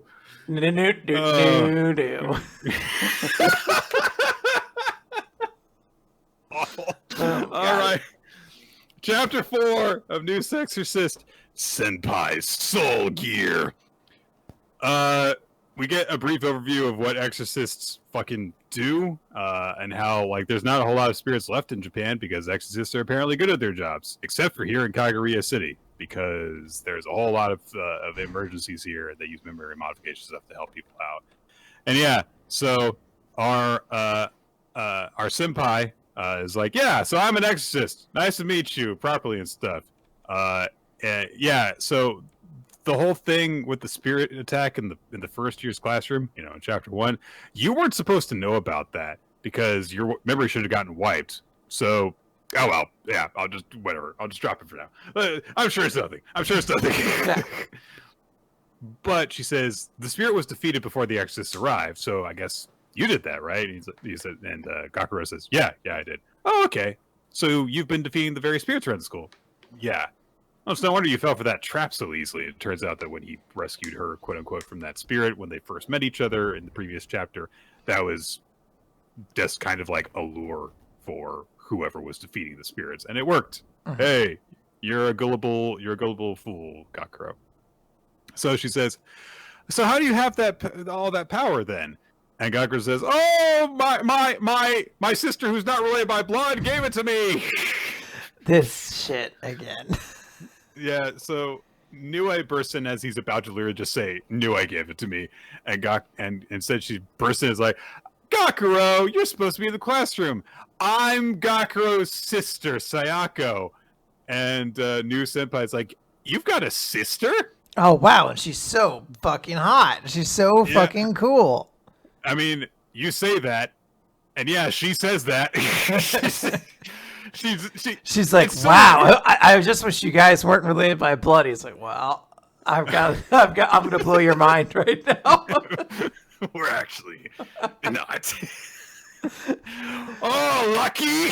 Yeah, it's just her like, nice. Ah, so good, so high. So, and it's like, it's so weird, like, because it would almost be less weird if she said that. Because runs to a computer, types sibling, not related by blood, but fucking, and then love. I'm pretty sure that is just the title of a porn in Japan. Anyway, so there's a beat, and then literally Senpai just turns to Gakuro and just closed fist pounds him in the shoulder and goes, "Your sister's hot, dude!" Like, what the says it in front of her too. It's a very bold in front of her. I can understand the idea. You're just like, wow, she's really beautiful. I guess that is a thing people do say. It's just because of the tone this series has already established, it comes off creepy. It wouldn't be so weird if she looked at Nue and said, "Oh wow, you're really pretty." It's the fact that she turns to Gakuro and without attempting to hide it says, "Wow, your sister's really pretty." Yeah, it's like the way it's executed will really establish how creepy this scene would be in person. Gakuro starts to refer to as Nue, but she mentally she messages him, to use the D&D parlance, and says like, "Yeah, look, I'm a spirit. Don't refer to me as that. Exorcists aren't going to like me. So sorry for not telling you that earlier, but look, just claim that you were born with the power." Off screen, Gakuro says, "I was born with the power. I got it from my dad before he died." And Senpai is like, I see. Okay. And then Nue is like, "What are you guys doing here?" "We're starting an occult club." "Okay. Can I offer you a lead?" What rich dialogue this is. Like, it didn't really strike me as you were doing it, but it is one of these things that just does feel very stilted right now. And so she gives them a lead off screen, I guess. And then Nue leaves, and she's like, "Could be home by dinner, Gakuro." And then Senpai's like, "It's so nice that you have a sister." What? Okay. All right. Just like, because she's responsible, because she seems to look out for me, just because she exists. Like, what do you mean by so nice? Because she's not related by blood. She's like, that's the key element here. If you're related by blood, it'd be weird, but you're not, so it's beautiful. So she's like, "All right, let's go to that place that your sister mentioned off panel. There might be spirits there." And Gakuro says, "Oh, you mean the whole 'there are sounds coming from the third floor of the West Ring' thing?" "Yes, you were both present for that conversation. We weren't. You know what would have solved this awkward bit of dialogue? If we had been present when Nue told them about it. I don't know why we had to cut here." So Gakuro says, "Isn't that floor empty?" And Senpai says, "That's right. This school has way more classrooms than it needs," which is not the first time that this has been said of the school. So it does seem to be gigantic with a bunch of empty rooms, but like the building itself doesn't seem to be gigantic. Maybe there's just really solid classes. I can only assume that this is going to like be something that is actually important about the school as a source of Whoa. spirits, Hold maybe. on, Nick. Are you implying that they are going to do some kind of lore and world building in this manga? Well, that's the thing. I think that might be a very bold prediction to make, Quinn.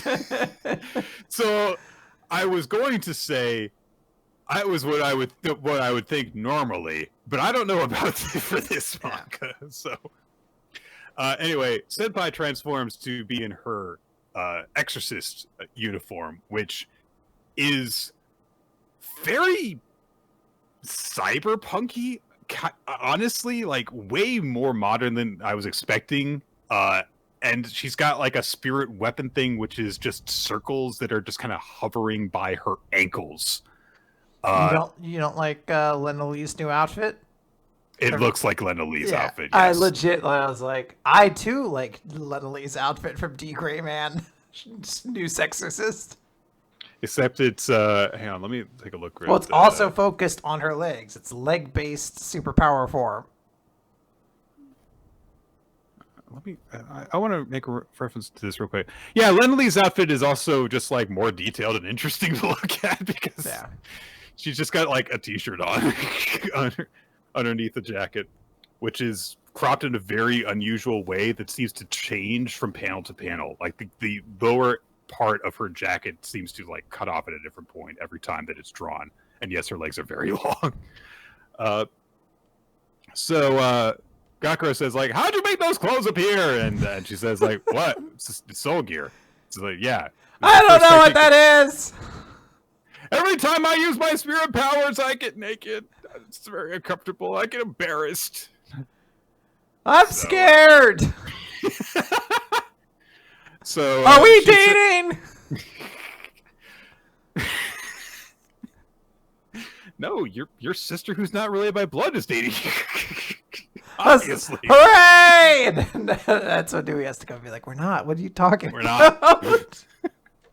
I get confused easily. I just believe things that people tell me. Why are we here to like the fucking haunted room? You were the one who brought it up to me to clear. Why are you doing this? Oh, I don't know. I just get nervous when my sister knew I was involved. I'm not actually your sister. That's our cover story. His eyes go wide. Also, don't call me Nue. That's not my undercover name. Not related by blood sister.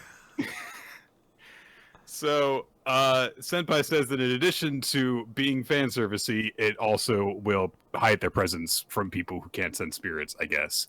And Gakuro goes, "I had no idea." And then she gets like, just kind of like stares at him. And then for whatever reason, teleports to the other side of him and goes, "Yashima! Give me your hand." What a strange decision to teleport to the other side of him like that. Because she then teleports to in front of him too. Like, I don't know if she just like circles around him really quickly or what. She's really fast in this form, Nick.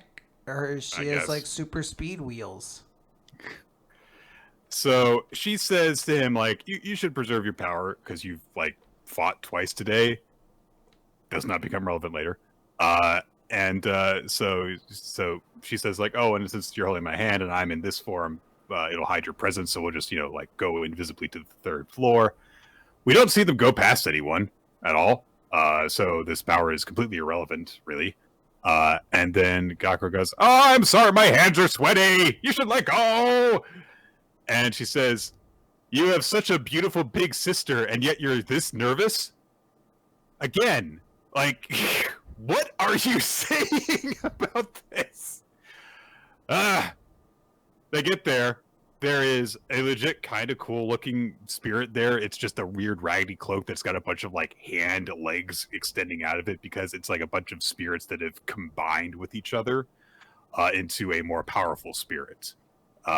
And Senpai says like, "Yeah, there's usually not this many spirits that combine together, so you don't actually see level 2 spirits all that often."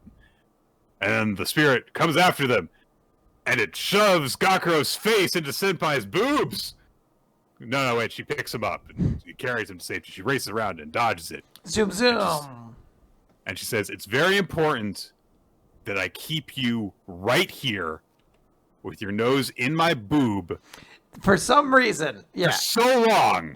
Once his face is pressed into her breasts, it stays there essentially for the rest of the chapter. It is not a temporary condition where he just happens to land in that spot and then they like adjust. No, he's just like attached there. There's like 5 or 6 different panels, so he'd be like, like half his face and the rest of it underneath breast. It's very weird. And there's like no attention drawn to it by like his expressions or the dialogue or anything. He just like, you're like, oh wow, she's like standing on the air. Yeah. It just makes it weird because you're like, why wouldn't you move then, dude? Like, why are you allowing yourself to be pressed in exactly this position? Because we're dating. No, we're not. Once again, no, we're not. You're dating your sister. What? No, that's gross. But you're not related by blood. That's beautiful. Who's my sister again? Her. Oh, that's not my sister. That's the spirit who gave me my powers. What? My sister who's not related by blood. Sorry, I get confused. Her name's Nui. She's my dad who's dead. Oh no, he's just broken. He's just repeating. He's like a doll that only has a couple lines and you pulled the string so many times. Wait, who is she? She's a level 2 spirit. Like 16 spirits pile on top of each other and she's trying to kill us right now. No, that's the reason I put you in my boobs, to carry you around. So much lore to this. Wow. Eventually Senpai gets to what seems like a safe distance and the spirit starts to just walk away from them. And Gakuro's like, it's getting away. And she puts him down and races after it and whoosh and cuts off its escape and starts attacking it. And it starts to run away again. She uses a technique of some sort to like put spikes up in its path. And then Gakuro's like, oh, now I can do something. And Senpai starts to go, oh no, it's escaping through the window. And I haven't given Yajima any instructions. And then Yajima's already jumping out the other window and is like, I got it, catch me please. And he defeats the spirit. The stronger spirit with his diminished power from having fought twice already it goes down like all the rest of them. In fact, he defeats it the same way he defeated another spirit, by jumping out the window and slashing it. So, okay. Cool. It's a super strong spirit, guys. And he beats it, and then we get a flashback to a flash forward to hours later, where Senpai's giving a report to older Exorcist guy. He says like, oh, so he's a normal person born with the power to defeat spirits? I suppose it's possible. We need to send reinforcements, but given we're facing a labor shortage, we can't. And so Senpai says, well, then can I partner up with him to defeat spirits in the meantime? I've got a suppression quota to reach too. And he's like, oh, that's an unusual proposal, but okay.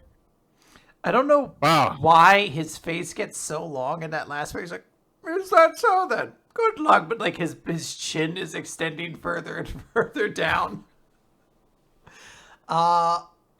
Yeah, well, let's wrap this up. I do have something I need to point out about this chapter, but let's. Senpai caught Yajima and pushes his face back into her boob. Right in the boobs. And she says, you pass! What do I pass? It's a secret! Cool. Okay! What a great conversation these characters have had.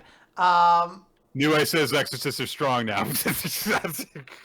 We have had 4 chapters, Nick. 4 chapters in this series. Twice. Nue has ended a chapter by jumping out a window and killing a spirit. I understand that you're in a school. There's only so many dynamic action set pieces you could work with, but it does feel like you had one trick and you're already just like, oh, fuck, I did the window thing already. I need something else. I'll be screwed if they ever get to into a room with no windows. Yeah, it's I'll have them jump out through the roof. Yeah, that would be great if every chapter he fights a monster by pushing them out a window and striking them. It's like looped Power Rangers footage. That's the end of the fight. That's the same way every single time. I gotta fight them in the rock quarry. I don't know what else you do. Yeah. God, this is just not great, but okay. Oh well. It's dumb, but maybe something will come in. But I do think that we are reaching like negative levels of world building at this point. Like it feels like so little. Like it feels like a lot of creativity went from like when a bunch of level 1 spirits join together, they become a level 2. And I don't know. It's so much stronger. Yeah, and then the author at that point was like, "Whoo, that was a lot of work. All right, I think we're ready to send this one in because there's no other world. I know nothing about this town. I know nothing about why it's the only place that spirits like exist at this point. I don't really know much about this Exorcist organization. I don't know anything about Nui. I don't know anything about this world because all we do is fight in classrooms over and over again, and that's it." Yeah. Like if you've got like some good ideas to keep things engaging and interesting in the meantime, then yes, you can hold off on that stuff. But this stuff that we're getting currently is so incredibly basic and awkward. And I don't mean awkward in the sense that they keep on bringing up that Nue, who everyone thinks is Gakuro's sister, is hot. And so they're acting like, why are you acting this way when you've got a hot sister? It's such weird logic. I mean, the way things are paced, the things that we show versus don't show, the way things there are explained or not explained is all very weird and off-putting every time that I read a chapter of this. And I don't understand why things are being done the way that they are. Yes. Moving on. All right. Tenmaku Cinema Chapter 8. And one line. Action. Oh, I like it. I like there you it. Go. One line stage direction is the name of our chapter, or sorry, our scene, because it's scene 8. Last time we established that Hajime wanted to set up an extra shot for their stuff at the school. And I love just the very, very beginning of this, where the crew are just hiding in the bushes, and there's just a little sound effect as they're creeping around corners of sneak. It's just cute. Yeah. We get a flashback to explain like what they're trying to do. It's not all that surprising given the context of what we had before, but Hajime just says like, look, I want us to get a strong impression of the character of Nagisa from the very beginning. So let's film her with the other students going to school and cut to her expression. And I need those additional shots. And of course, everyone's bringing up the point of like, Hajime, we're doing like guerrilla filmmaking right now. We don't have permission to shoot stuff at the school. And it's one thing to do that when we're doing it while nobody's here. But if we do it while everyone's crowded around, everyone's going to see you shooting Kurai. If there are other students in the shot, then we don't have permission to use their faces. Like, there's so many problems that we will have to face. We might not get to finish the movie because they'll shut us down for doing stuff that way. And Hajime is just like caught up in things. He's turned to Kurai and is like, "Hey, how would Nagisa walk in this scene?" And Kurai is like, well, she would do this. She's immediately like immersed in the character, is playing out. They're playing out what to do, and they're just barging forward with this. And fortunately, Hajime has a plan, which is like, okay, I've got positions for everyone, and I've got roles for everyone, and when I give the signal, we'll do this. And they use their phones. It's the second time that the youth today use their phones. These kids today and their powerful cellular phones. So basically, there's just like a group chat for the team, and she just gives the signal purely from there, so they don't have to communicate verbally. And also, they're in different positions, and I'll get the cue for action. Although he says start, not action. I mean, you got to say action for that. Hajime, come on. So Kurai immediately enters character as Nagisa. She's walking forward, and people are like, "Oh wow, she didn't get dropped off by car today, and she's got her hair done." And immediately she's just going around, "Good morning," and everyone's like, "Good morning," going around and saying hi to people, and everyone's like, "Something different about her? What's going on?" And so we've got a distance shot where being shot from like the second floor of like, okay, here's a tracking shot, a long distance shot of her in the crowd. Then we've got another one from the front entrance as well. And then Hajime, of course, is on the cart being pushed. And so he's like, yeah, we're going to get a tracking shot from the shadows so we get a close-up of Nagisa's expressions. And immediately there's the issue of like, well, what if we get other people in the shot? And Hajime does say like, well, I can blur the surroundings to a certain extent if I use cinema mode on the phone. And also, if I shoot it at a certain angle, it'll block stuff out. We get that in more detail later. So he's just like, come on, Gito, let's do it. And he's like, all right, fine. And Tenmaku is the one who analyzes what Hajime is doing, which is like, okay, so you're shooting from farther away using a telescopic lens. And so as a result of that, it makes the edges of the screen really blurry and makes them go by really quickly. So you don't have to worry nearly so much about other people's faces being in the shot, even though you're doing this into a crowd. The big problem is that because it's with the telescopic lens, any shaking is going to be greatly exaggerated. So Hajime is like, look, I've got this gimbal, but it's a cheap gimbal because I didn't think we would need to have an expensive one for stuff like this. So it's just down to me, like I'm on this moving trolley, and I've got to hold this steady with just my two hands and this cheap gimbal. But we get this cool fucking shot. It's so fucking awesome. This is such an amazing spread. It goes into a mode of like the film being created, even though this is a digital film. It's so cool of zooming in and focusing on Kurai, on Nagisa, and capturing that perfect shot of her expression as they go by. And Hajime realizes like, we got it. And then right as that happens, like the cart hits a bump and they go flying off into the bushes afterwards. So, and there's a little bit of like, what the hell was that? Was that a cat? It's like, yes, cats, which are renowned to make noises such as.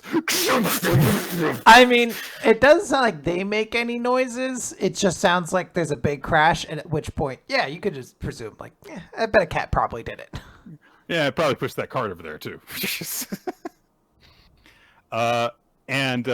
So we cut to later on after they went, as they're reviewing the shot on a tablet, and Hajime's like, I mean, I did blur out the crowd, but this image quality is not good, and I really wanted a more artistic blur.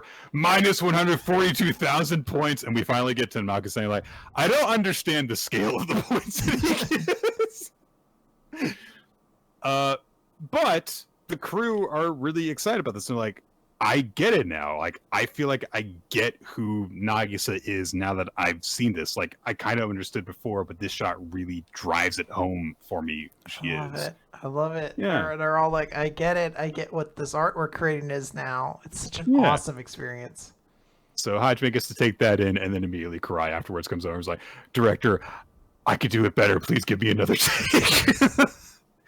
So it's just that great energy of these, like more level-headed amateurs who are just excited about everything, and then Hajime and Kurai, who are a mix of that, and also like, this could be so much better if we didn't suck. I've got to be better. So, yeah. And they, of course, they don't have time or the ability to do another shot, so they just have to settle for that. And they go to the AV room later. Tenmaku is talking to Hajime and says, like, hey, you took some really bold risks, and I want, and Hajime says, like, yeah, I want to make a movie that I'd be proud to show to myself when I was little. And we get a flashback from when Hajime was, a sickly little kid. He, it was really hard for him to participate in group activities. There's a shot of him in like gym class, and he just is coughing because he's not healthy. He has to sit out while everyone else is bonding on the team. And then it cuts to him when, he's sitting in bed watching movies, and he thinks, whenever I would watch movies, it felt like being in a dream. So if I hadn't gone for that shot, I would have been letting down my movie-loving younger self. Such a great moment. Such a great moment. Yeah, you really do forget, like, as you mentioned, I think like last week, like, oh yeah, part of his backstory is that like he was really sick for most of his life, and that's why he has such a fondness for movies, because he watched a lot of it while sick, and it really does put into perspective that shot as he's holding on to this gimbal with nothing but a strength, like how important this is to him. Yeah. And there's more to it as well, because Tenmaku is reflecting on what Hajime has just done, and we get a shot of the script because he thinks to himself, he did that with one line of stage direction, which is just Nagisa arrives at school. So much work went into that. It's so awesome. Yeah, and Tenmaku says to Hajime, I'm glad it's you. The Shore is a movie written specifically for Himeki Karakui, but maybe it was also specifically written for director Shinichi. Aww, that's so cute. Awesome. Then Kurai arrives at the room, and Hajime, of course, has been having this conversation with just Tenmaku, and she looks around and is like, "Oh, you're alone? You seem to be having an earnest conversation, so I figured that Akitsu and the others were here." Well, you are in junior high, so I guess that you're going through that 12-year-old phase, and he's like, no, it wasn't. She's like, no, it's not a problem. Like, I'm not judging. I think it's good that you just get it all out of your system. I'm not doing that. Which is not the first time that seventh grader syndrome has been brought up in this series, given that he did have a possessed hand in the first chapter. But it's a cute moment to end on. It's super cool. This is a great chapter. Again, I love this guerrilla filmmaking, all this effort. It's literally, they show the script. It's Nagisa arrives at school. Again, like, God, there's so many great chapters this week. This is legitimately a phenomenal, amazing chapter, and I'm still like, can I give it anything? Mm-hmm. I don't know. It's tough. I get you. And hey, let's keep the ball rolling. We got some Mashle to talk about. Let's talk about Mashle, Nick. This is chapter 158, Mash Burn Dead and the Power of Everyone. So, everyone!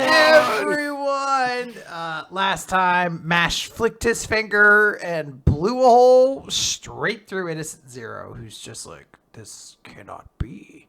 Mash has a little moment of like, oh, did I just imagine of slowing down time? But Innocent Zero is just like, no. How could I lose? And then just screams, never! His face starts ripping and exploding with blood. He's crying tears. He summons his wand, Lucifer, the god of darkness. He activates his third darkness, divine punishment. It creates this big being that summons this enormous orb of darkness. And he's like, I will destroy this world. How can you fight me and save the world at the same time? You can't. This is the end. And this orb is coming straight down on the world.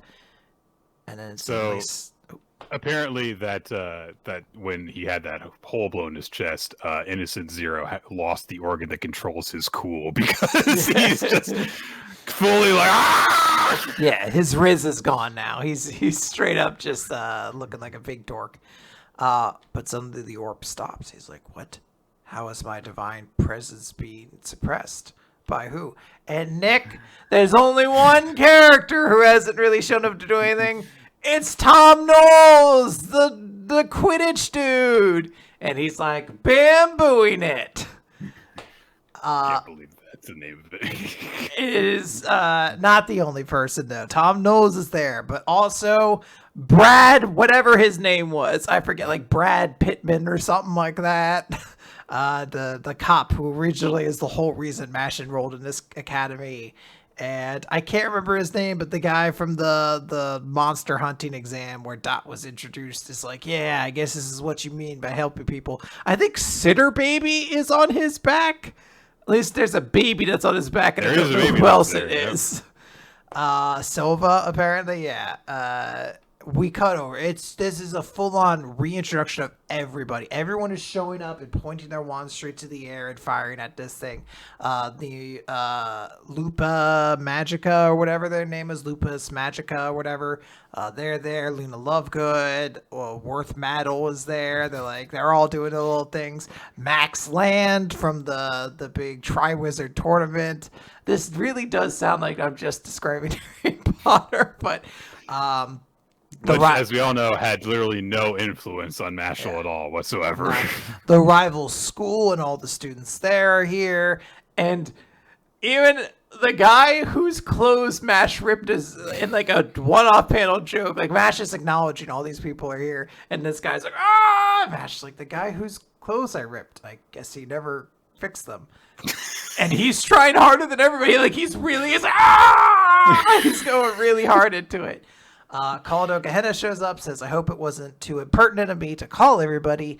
Everybody here was willing to lend a hand when they heard your name, which is a little weird because it's like, their world's also at stake. I feel like everyone should have had a vested interest, but it is important to note everyone's here for MASH. And then it just notes those you fought and those you saved, and then there's a person behind. Nash and Kalado turn, and it's his dad. And his dad just says, I feared that without magic, you would never be accepted and loved by this many people. but you have the power of honesty and kindness. You've grown so much, Mash. And he pats him on the head. His dad gets to see all these people who love his son. Guys, and I will save it for the end. We'll save it for the end. Okay. So, it's a very sweet little reunion of just like, hey, it's not just that Mash is saving the world, but he's doing it by, uniting with everyone in this world that hated him, and he just wanted to, hang out with people. Yeah. And look, Lemon's here too. Yeah, Mash just says, I was just trying to do the things you taught me, so thank you, Dad. Lemon shows up. She's like, people all over the world have agreed the will to fight thanks to you. All these people, basically regular-ass citizens, are pointing their wands up in the air, and they're like, you could do it. You could fight. We'll help too. Don't you join us. Like, you could do this. Melia Duel's watching this and is thinking, like, wow, magic has usually only been this thing that divided us or created conflict, but now it is being used finally to unite everybody thanks to this one boy. Finn's like, you're not alone. Everything you've built to this point won't come crumbling down. We do get a quick Lemon joke where she's like, we're the strongest husband and wife duo. And he's like, what? She's like, I just want to really remind you that I helped call everybody. Like, she gets really close to us. So he's like, I want you to know that I did something really big. I did something of relevance for this finale, okay? And we get like a little montage of Mash thinking of all these people. And again, I do love the guy whose clothes are ripped is still there in the corner. So And Mash just says, I'm so glad to have met you all. And he takes off his uniform, going just to like the athletic gear underneath. Gets into his 3-point stance. Boom, shoots off like a rocket. Into zero. Completely riskless. Is just like, I will become immortal to achieve eternal life. Then the world will be mine. I rule. I was born gifted. I'm special. I deserve everything. You can't stop me. You're nothing. And Mash responds, the world belongs to everyone. None of us are special. And this isn't nothing. This is the power of everyone. And we end the chapter on a 2-page spread of Mash throwing this big spiral punch. And he says, here's your divine punishment. Yeah, it's a nice, satisfying finale. I don't think that...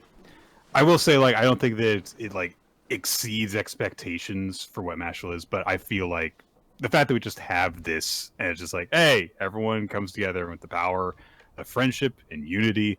We beat the evil bad guy, and Mash gets to have this moment where he, is celebrated of like, hey, he brought people together. People like him. He's accepted by the society. Hooray! 2 things. Okay. One is that we have recently word has gotten around of there's going to be a couple new Shonen Jump series, which means, of course, whenever that happens, that almost certainly some series in Jump are going to have to end. It feels like Mashle is going to end. Yes, I think Mashle's probably done within the next month. Yeah, I think that we've gotten to a point where it's like everything that needs to be done has been done, and we're probably just going to have just a nice conclusion, wrap up some loose ends. And hey, for the kind of series that Mashle was, it was a lot of fun. There were some big moments. I feel like I didn't like it quite as much as a lot of people in our community did, and on our podcast did. I still quite enjoyed it, and I really liked that it was just a nice, silly, and often exciting series to just like fall back on.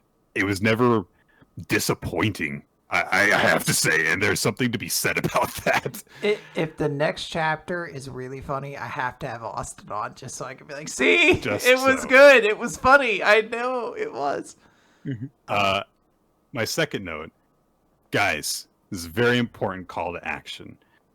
That page with Mash's dad showing up and talking to him and congratulating him, the top panel where he just shows up and there's just the word bubble of Mash saying Pops, somebody Photoshop in him holding a bag of peanuts.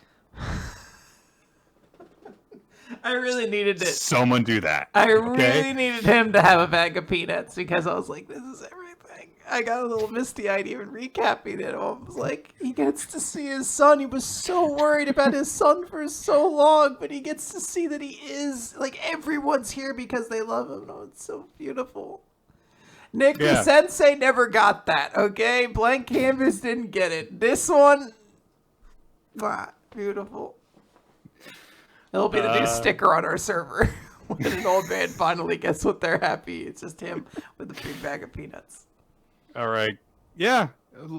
Just nice. It's nice that we get the nice moment where the bad guy gets punched in the face by the guy with all of his friends watching. It's nice. Yes. Let's keep that energy going with the Elusive Samurai chapter 112.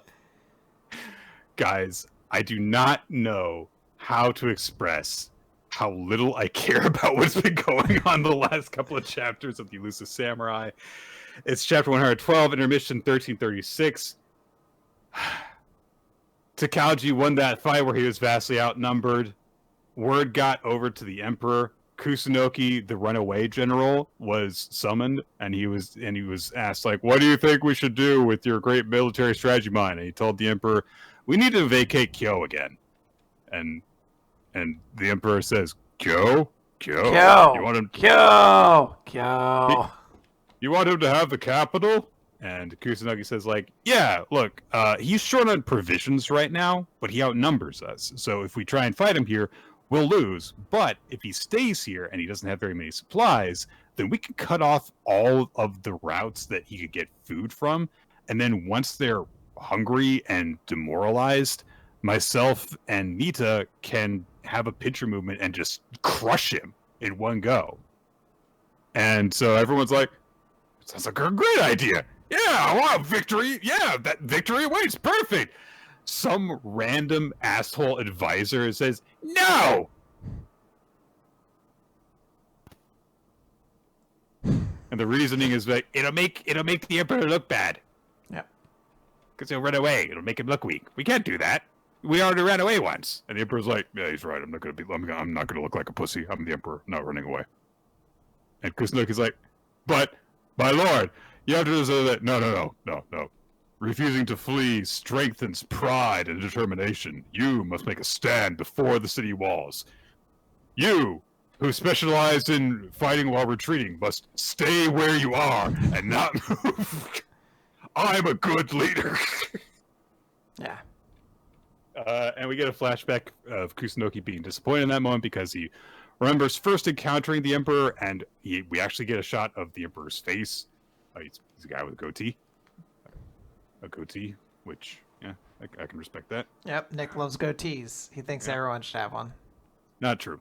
But this guy wears it well. So, the Emperor said, not the Emperor at that moment, but he said, like, I've summoned you here because I saw your dream, and now you must see mine. So he has that same, like, divine presence and charisma about him that Ashikaga has demonstrated in the past. So Kusunoki was overwhelmed by this, but now he says, the dream that I saw that day has faded.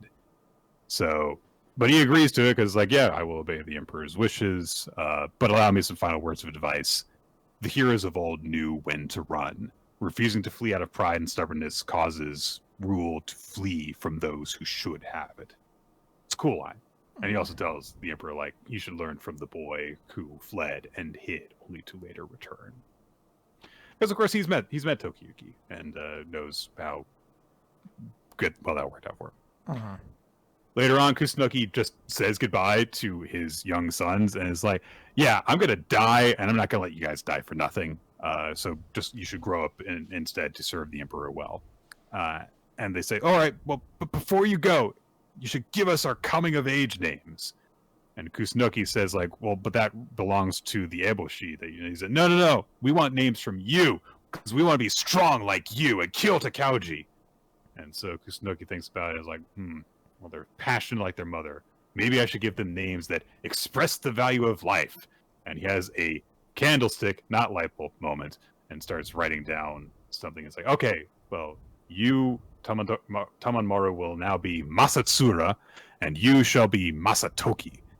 And one of his sons are like, well, you put, Masatsura, but it's written the way that Masayuki is usually. He's like, well, that'd be too obvious. It sounds like what you're talking about. And it's because for the part following Masa for each of their names are Toki and Yuki.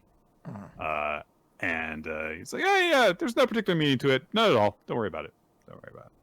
So there's some nice stuff involving Kusunoki in this chapter, but all this stuff of like, oh, and then there was a battle, and Takauji beat some other guys you don't give a shit about. They're just people. They're just... Yeah, basically Takeuchi went on some big victory run, which is important. It's significant to the lore. I should say the lore, the history of what they're going for. But it's just hard to get invested on that side of things, I guess. I don't know. Yeah. I understand that part of the basis of this series is that it is a fictionalized version of actual historical events, and so there is a kind of this like historical epic quality to the series in terms of like, oh, all these big movements and all these different figures and stuff. But I'm not interested in that. All the stuff that drew me to the Elusive Samurai to begin with was just, this small group of weird little kids that had unique abilities, and they have been thrust into the background for the last several months at this point, and I'm getting impatient following characters that I don't give a shit about. Especially because it's not the same characters that I don't give a shit about. It's like cut to a different character that I don't give a shit about every single chapter. So please finish with this. Please. Yeah, this is not as fun. Okay. Let's wrap up with One Piece, though, Nick. Quinn, it's chapter 1085. Oh my god, we're almost at 1100. Holy shit. Yeah. The death of Nefeltari Cobra. Spoilers. So, the death we already knew about. So, Cobra is reacting to the fact that, oh my god, someone is sitting on the throne that is literally meant to remain vacant. So, Ibu says, there are two things I wish to say, and one thing to ask of thee, Cobra. And Cobra's not doing so well. He's coughing while he's sitting in his wheelchair, hacking up a storm. And Cobra says, I know the name Emu already, but it must be a coincidence. Among the first 20, and Emu cuts him off and says, do not seek the answer. I will not provide it. Which sounds foreboding and seems to indicate that this is possibly the same Emu from generations before. And they proceed on to say, I can tell thee that thou wish to know what thou wish to know. The D is the name of those who once opposed us. Those who bubble up from every corner of the world, bearing the D, are nothing but empty husks, ignorant of the meaning of their name. You gotta watch out if you're bearing that D, Nick. Yeah, that's right. Especially when it bubbles up from every corner of the earth. So, this recent development has its roots in Queen Lily's great mistake of 800 years ago, as does the curiosity of the scholars rummaging after the Void Century, as does the spate of pirates seeking the poneglyphs for treasure. If not for Lily's mistake on that fateful day, the loathsome relics called the poneglyphs would not have been scattered across the world, and this unfortunate event of the past has one disastrous potential explanation. Was the liberation of the poneglyphs actually a simple mistake, or was it planned? And the 5 leaders, when Emos says this, all start pulling weapons, and are clearly getting ready. Like, all right, we're gonna kill Cobra, right? We're doing it, right? My eyes were drawn when this was happening to one of them seeming to get ready to pull something out of a cane. And I was like, ooh, a cane weapon. You have my attention. So. Nick's like, now I'm invested. Yeah, all this stuff about all the lore of this 25-year-old series. Ha! Who cares about the Will of the Deep stuff? Nick was like, cane weapon! Nick saw a cane and it's like, well, you had my curiosity, but now you have my attention. Oh, So, the Emu thinks that potentially this could be revealed by the letter that Cobra had talked about, Lily's letter that was sent to Alabasta. But Emu says, I have only heard thee speak of Queen Lily of the Nefeltari dynasty. Why do you hide it from Mu? tell Mu the proper name of the sender. And Cobra's like, yeah, I'm gonna die. And he says something that's a little bit weird, which is, if I told you a lie, would I escape the blow? Which is an interesting wording of, like, would I live past this day? But, you know, the leaders say, like, look, you've seen Great Emu. You've been dead since that moment. You're gonna die. And so Cobra is now at this point panting, huffing and puffing. And now Sabo is listening in on the conversation. And he's like, what the hell is going on? And Cobra says, the letter was signed by the Queen of Alabasta 800 years ago, and her name was Nefeltari D. Lily. Oh, we don't really have any context of if that's really important. It's just this person from a long time ago. It means she's an enemy that legacy presumably carries through. I don't know how the D, like, I still don't know how it practically works. Like, is it passed down through, like, if you're a D, then your child is also a D? Or if it's like a fate thing? I still don't quite understand how it works. But this could imply that, like, ultimately Vivi is also a D. Potentially. Mm-hmm. And honestly, I don't know. Yeah. So, a vector comes in and pierces through Cobra, like just this weird black arrow from seemingly nowhere. And Sabo then bursts in. He's throwing fire fist stuff. And Emu is reacting to this, and it's like, where did thou come from? And suddenly there are all these shadows, these shades of different creatures surrounding the room. And Sabo's looking around like, oh man, I would have liked to just kill all you fucking monarchs. But geez, this is kind of crazy what's going on. And then Cobra looks up and is like, you're Luffy's brother? You're saving me? And Sabo says, our real enemies aren't the kings, us revolutionaries. Like, all right. But he says, like, we're actually going up against the upper world government. It makes sense. He's like, look, I'm not actually interested in you guys as much as I am the systematic monsters controlling everything. Cut off the head of the snake. So Sabo says, like, well, how do you know Luffy? And Cobra says, he saved my life. It's like, yeah, it sounds like Luffy, which is a nice line. The shadowy creatures start to attack. Sabo picks up Cobra and starts trying to carry him to safety. And Cobra's like, if you don't try and save me, you can escape on your own. But Sabo's like, nope, no, not going to do that. But Cobra says, I've realized you must not die here. You've got to send a message to Luffy and Vivi. Luffy and Princess Vivi, tell them, we also bear the D. At last, I see a way forward for Alabasta. And Sabo thinks about, being a little kid, hanging out with his brothers, his blood brothers, and they're like, you guys both have D in your name. Yeah, so we do. Does not think about it, because they're A, little kids, and B, Ace and Luffy. Yeah. So, and so they're like, you want to have a D too, Sabo? Yeah, we'll call you Sadipo. I like it because when you read it, it just looks like Sad Boy. And Sad I'm like, Boy. Yeah, Sad Boy. Kind of makes sense. Another vector from nowhere goes through Sabo and Cobra and knocks them down. And Cobra pushes himself up to his feet to buy Sabo some time. And he says, the poneglyphs must be protected. And he starts to say some more stuff, but it's starting to get covered up by the growls of this shadowy creature. But I think we get all of it. There's one word that we miss, which is bear the flag of the dawn against something world. Yeah. That's it. And then he finishes it with Nefeltari D. Lily. So he basically recites the end of the letter from Lily to the kingdom. And yeah, Cobra fucking died. Yes. At that point.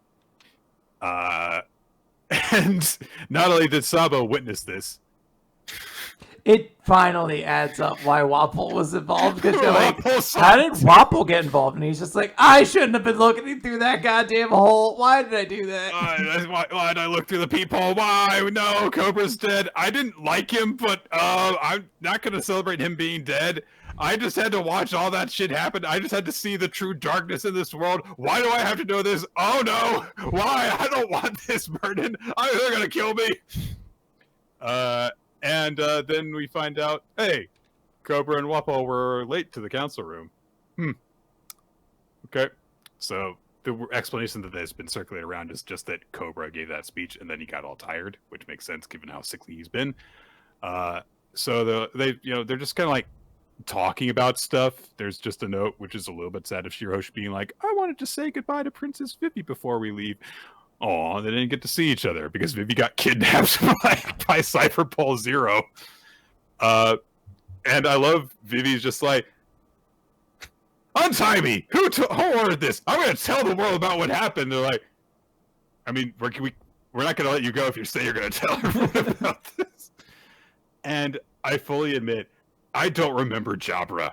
I don't remember. Yeah, I always remember. I read it before he was officially translated. It's Jaibor is always how I remember it, but Jabra. But yeah, he's the guy with the wolf fruit that Sanji fought in Ines Lobby. Okay, and then Khalifa, soapy girl. Yeah. And they're like, yeah, I mean, you're not getting it. Like, I mean, if you keep on pushing it, then you're gonna just end up as someone's pet, which is just really gross. And just always the women that they do this threat to. Yeah. Gross.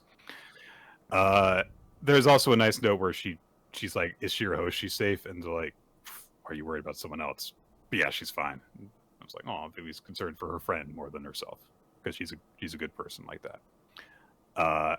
They also bring up how, like, oh yeah, those guys who beat up the Celestial Dragon who was trying to abduct her, they flat out said that they were followers of Straw Hat Luffy, and now the square is in uproar.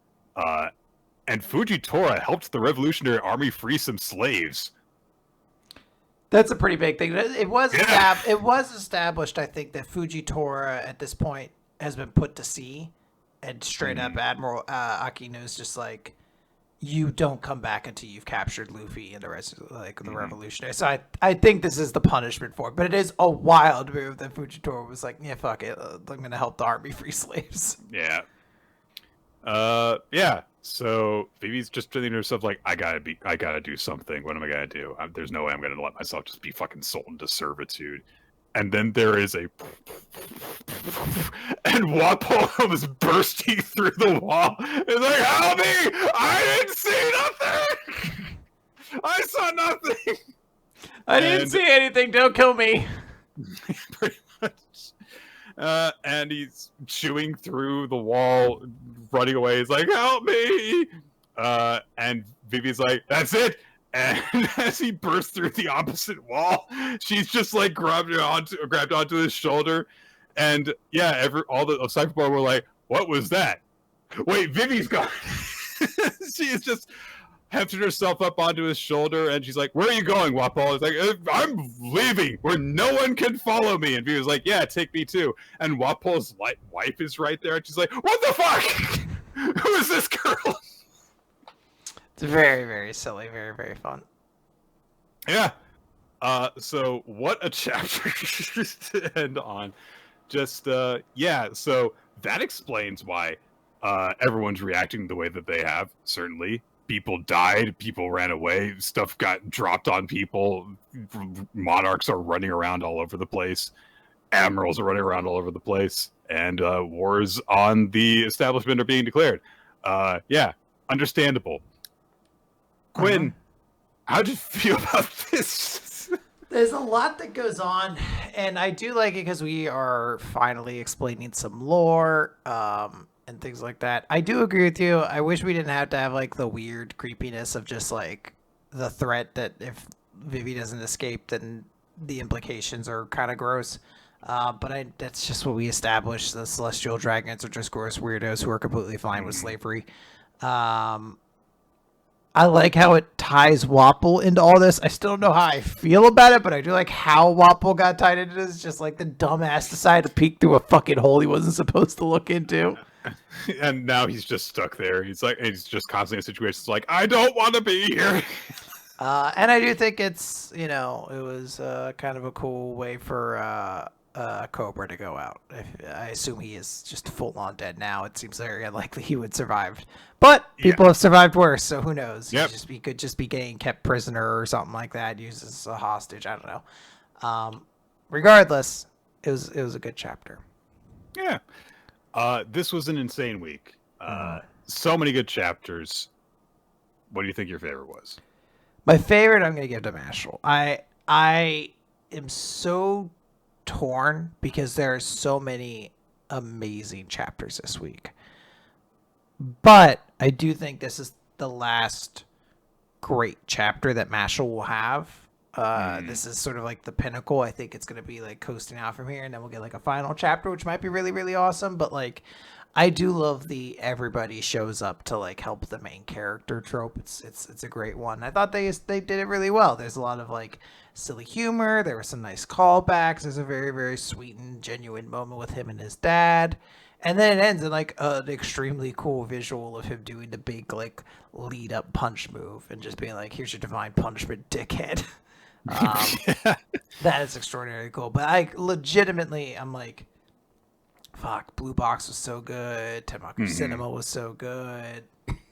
Like everything was really, really good this week. Yeah, I want to give particular attention to Akane-Banashi, Blue Box, Cipher Academy, and Tenmaku Cinema for chapters that made me just really, really happy and excited this week. My choice for chapter of the week, I think, is going to just be Blue Box. It's a chapter that is about a single moment, but it is built up to so perfectly, and it such great use of just visuals to tell the story after we've gotten to know these characters of the last 2 years and leading up to this big moment where we don't need to be told. There's no like extra flowery language to describe the moment. It's not needed. It's just you just taking the emotions of the characters in this moment, and it's wonderful. It's so effective. And MVP, I think we're probably going to be in agreement on this. I think I'm changing my MVP. I know I said Really? Himeki or Kaichi earlier, but I think I'm going to switch it to Himeki from Wow. Tenmaku Cinema.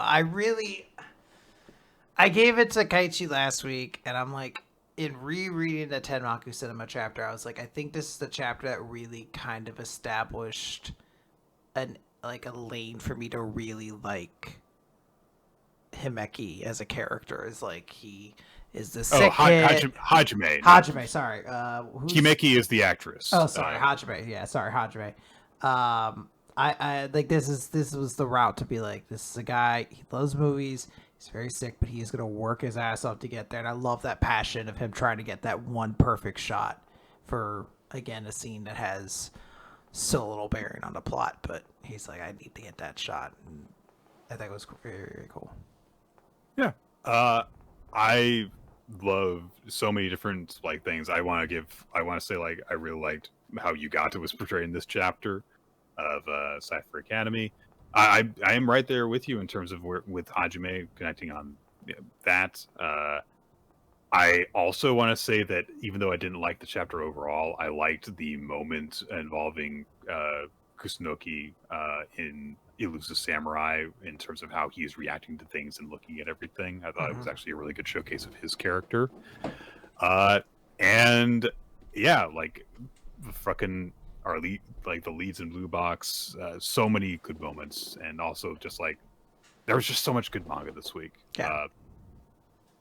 I am going to double dip and go on not double dip, but like just go 2 in a row on Kaichi. I thought that this was just a really nice follow up to the previous chapter, and it was a great window into learning about what makes him the way that he is, and a great showcase of that. And it makes me hope that even after we go through this test, that he'll be a major supporting character, or friendly rival character for Akane going forward, because it's nice to have a very different and very well fleshed out character in terms of his motivations.